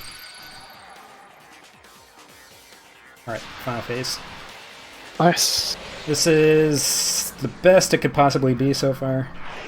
No one has major LP damage, especially Team Iskandar, which is Anzan, Roy, and Iskandar. Their LP is mostly untouched, which is the team I'll mostly be using for 4th phase. But because Hero hasn't taken much LP damage from himself, if Iskandar gets some sort of status ailment, I can swap him out and not worry about not having an Axe user on the field. So there's no way I can lose this fight. It's over. It's over. Okay, yeah, final phase, 20,000 HP again, and 7 actions per turn, and now he has access to his serious moves. So he's had access to Raven Blade, he now has further access to Neutron Slap, which is a magic-based attack. That's an AoE. And he has access to Overkill, which is ridiculous. So yeah, Bone Crusher first turn, because Raven Blade is still pretty prominent. You want to use Bone Crusher to reduce the damage and reduce the chance of taking LP damage. Because if you don't use that, there's a pretty good chance you'll take 2 to 3 LP damage per Raven Blade, which is not good. Yeah, this phase is the hardest phase of any run, basically. It's very, very difficult. It's all about managing LP, managing actions, and hitting reverse deltas. That's the hard part. So, Iskandar got status affected, which messes up the reel, but should be fine. I have the timing down that even though there's a bunch of noise, basically, I should be able to hit reverse deltas. I'll swap out Hero so he can recover from it, because there's a chance he'll lose turns while that status effect is in play.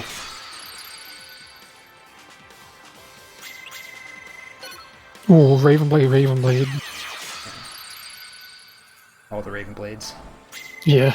When you have 2 people on the field, you want to see AoE attacks. When you have 3 people, you want to see Raven Blade. Because AoEs, if you have 2, it doesn't really matter that there's 2 instead of 3. Roy's our boy here. And yeah, we'll send out Hero. With 2 tanks, though, because he only has 10 LP. Yeah, like, because Chaos has 7 actions, like, you just need to be very careful in this fight. Overkill, which is what we'd like the strongest attack the attack he has access to, he can potentially use 3 times in a turn. Just because of the way, like, he has 7 actions, but even if he has 1 action left, he still has access to moves that use 3, like Overkill. So it's actually pretty dangerous. It's very hard to actually do combos in this fight as well, because 7 actions means that no matter when you try and combo, unless he's used all his 7 actions, he can interrupt. Yeah, so I generally don't go for combos unless it's been a while since he's done a move, then I might risk it, but it's just safer to do reverse deltas without a combo. Yeah, especially if you have like all your characters that are pretty high LP. instead of trying to risk taking a bunch of damage through combos, you can just use raw reverse deltas and not really worry about it.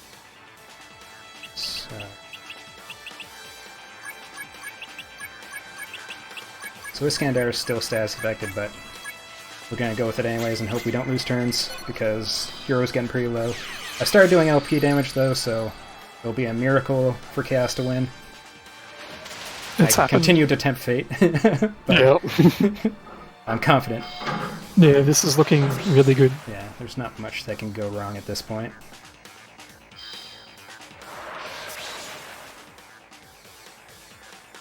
The worst thing about this phase is that if you go into it hurting pretty bad from previous phases, like especially if phase 2 goes wrong, it's really rough to try and recover because you have to get lucky with attack.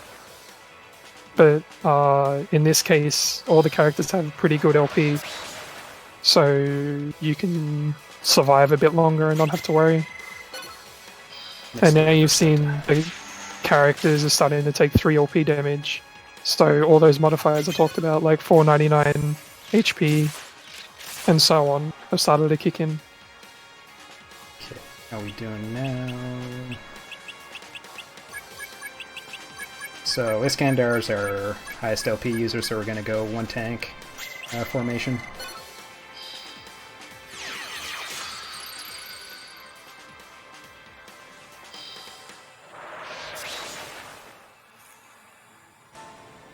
Yeah, his tanks still have pretty good LP, so you can... So yeah, Rockman might die here, but it's not a big deal. Depending on how low Chaos's LP is, you can not worry about rescuing Rockman if he dies. Hanzon, if you will. Yeah, I'm doing 3 Rockman. LP damage per reverse delta, so it's over. Yeah. Unless I completely become incapable of doing reverse deltas. Or he I overkills. lose the groove. He just overkills like 3 times in a repeatedly. row. Yeah, that'd be a bit... Yeah. That'd raise my eyebrows a little bit. You've seen again, all the Deflex boss go though. off with a sword. It's this fight is the reason those swords and like daggers are smithed up. Yeah, We really spend all lucky that with time them, too. doing that. Yeah. So yeah, he should die this turn. Sending Calming, he has the highest LP of the tanks.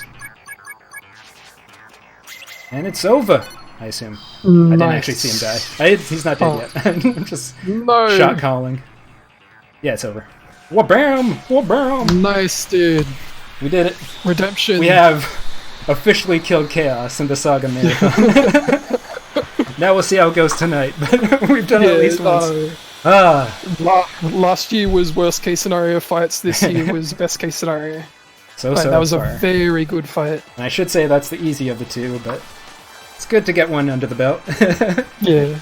A thing to note is Judy only has the 1 axe user, so here, 2 axe users, you have a pool of 30 or so LP. If you only have 1 axe user, you have 20, and it's a bit more difficult. You have to manage LP a bit more. And But yeah, nice. So yeah, this past year, well, I'll save the full speech for when Judy's done. This past year has been torment. No, it's nice to get the initial redemption, but it's not over yet.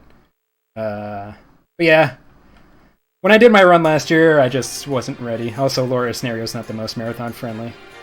I was like not that comfortable with using reverse deltas to that point. Like I could hit them, but it wasn't like my 98% chance that I am at this point. And Chaos was a lot scarier back then because I killed him a lot less. But now I'm a lot more confident. Judy still can go wrong, but we'll do our best, and we should kill him in like at least like a couple tries, if not the first, I believe. Yeah, Judy has a lot more variance thanks to 1 axe user. Yeah, it's 1 axe user, you don't have a lot of money, and there's not a lot of adventures to get panels. Yeah. So it is short, but because of that, also there's not a lot of fights to get reverse delta. The end. The end. No, it's not even the end. It's not even over. I love Christmas. Of course. So it turns out Ruby and Hero love each other. That's what's implied here. because there's a pink background and they're staring at each other. Doesn't form a heart like in the silhouette though. I think it should have. We get this sweet art. I like all the concept art for this game. Yeah. All the SaGa, every SaGa game has really good concept art though.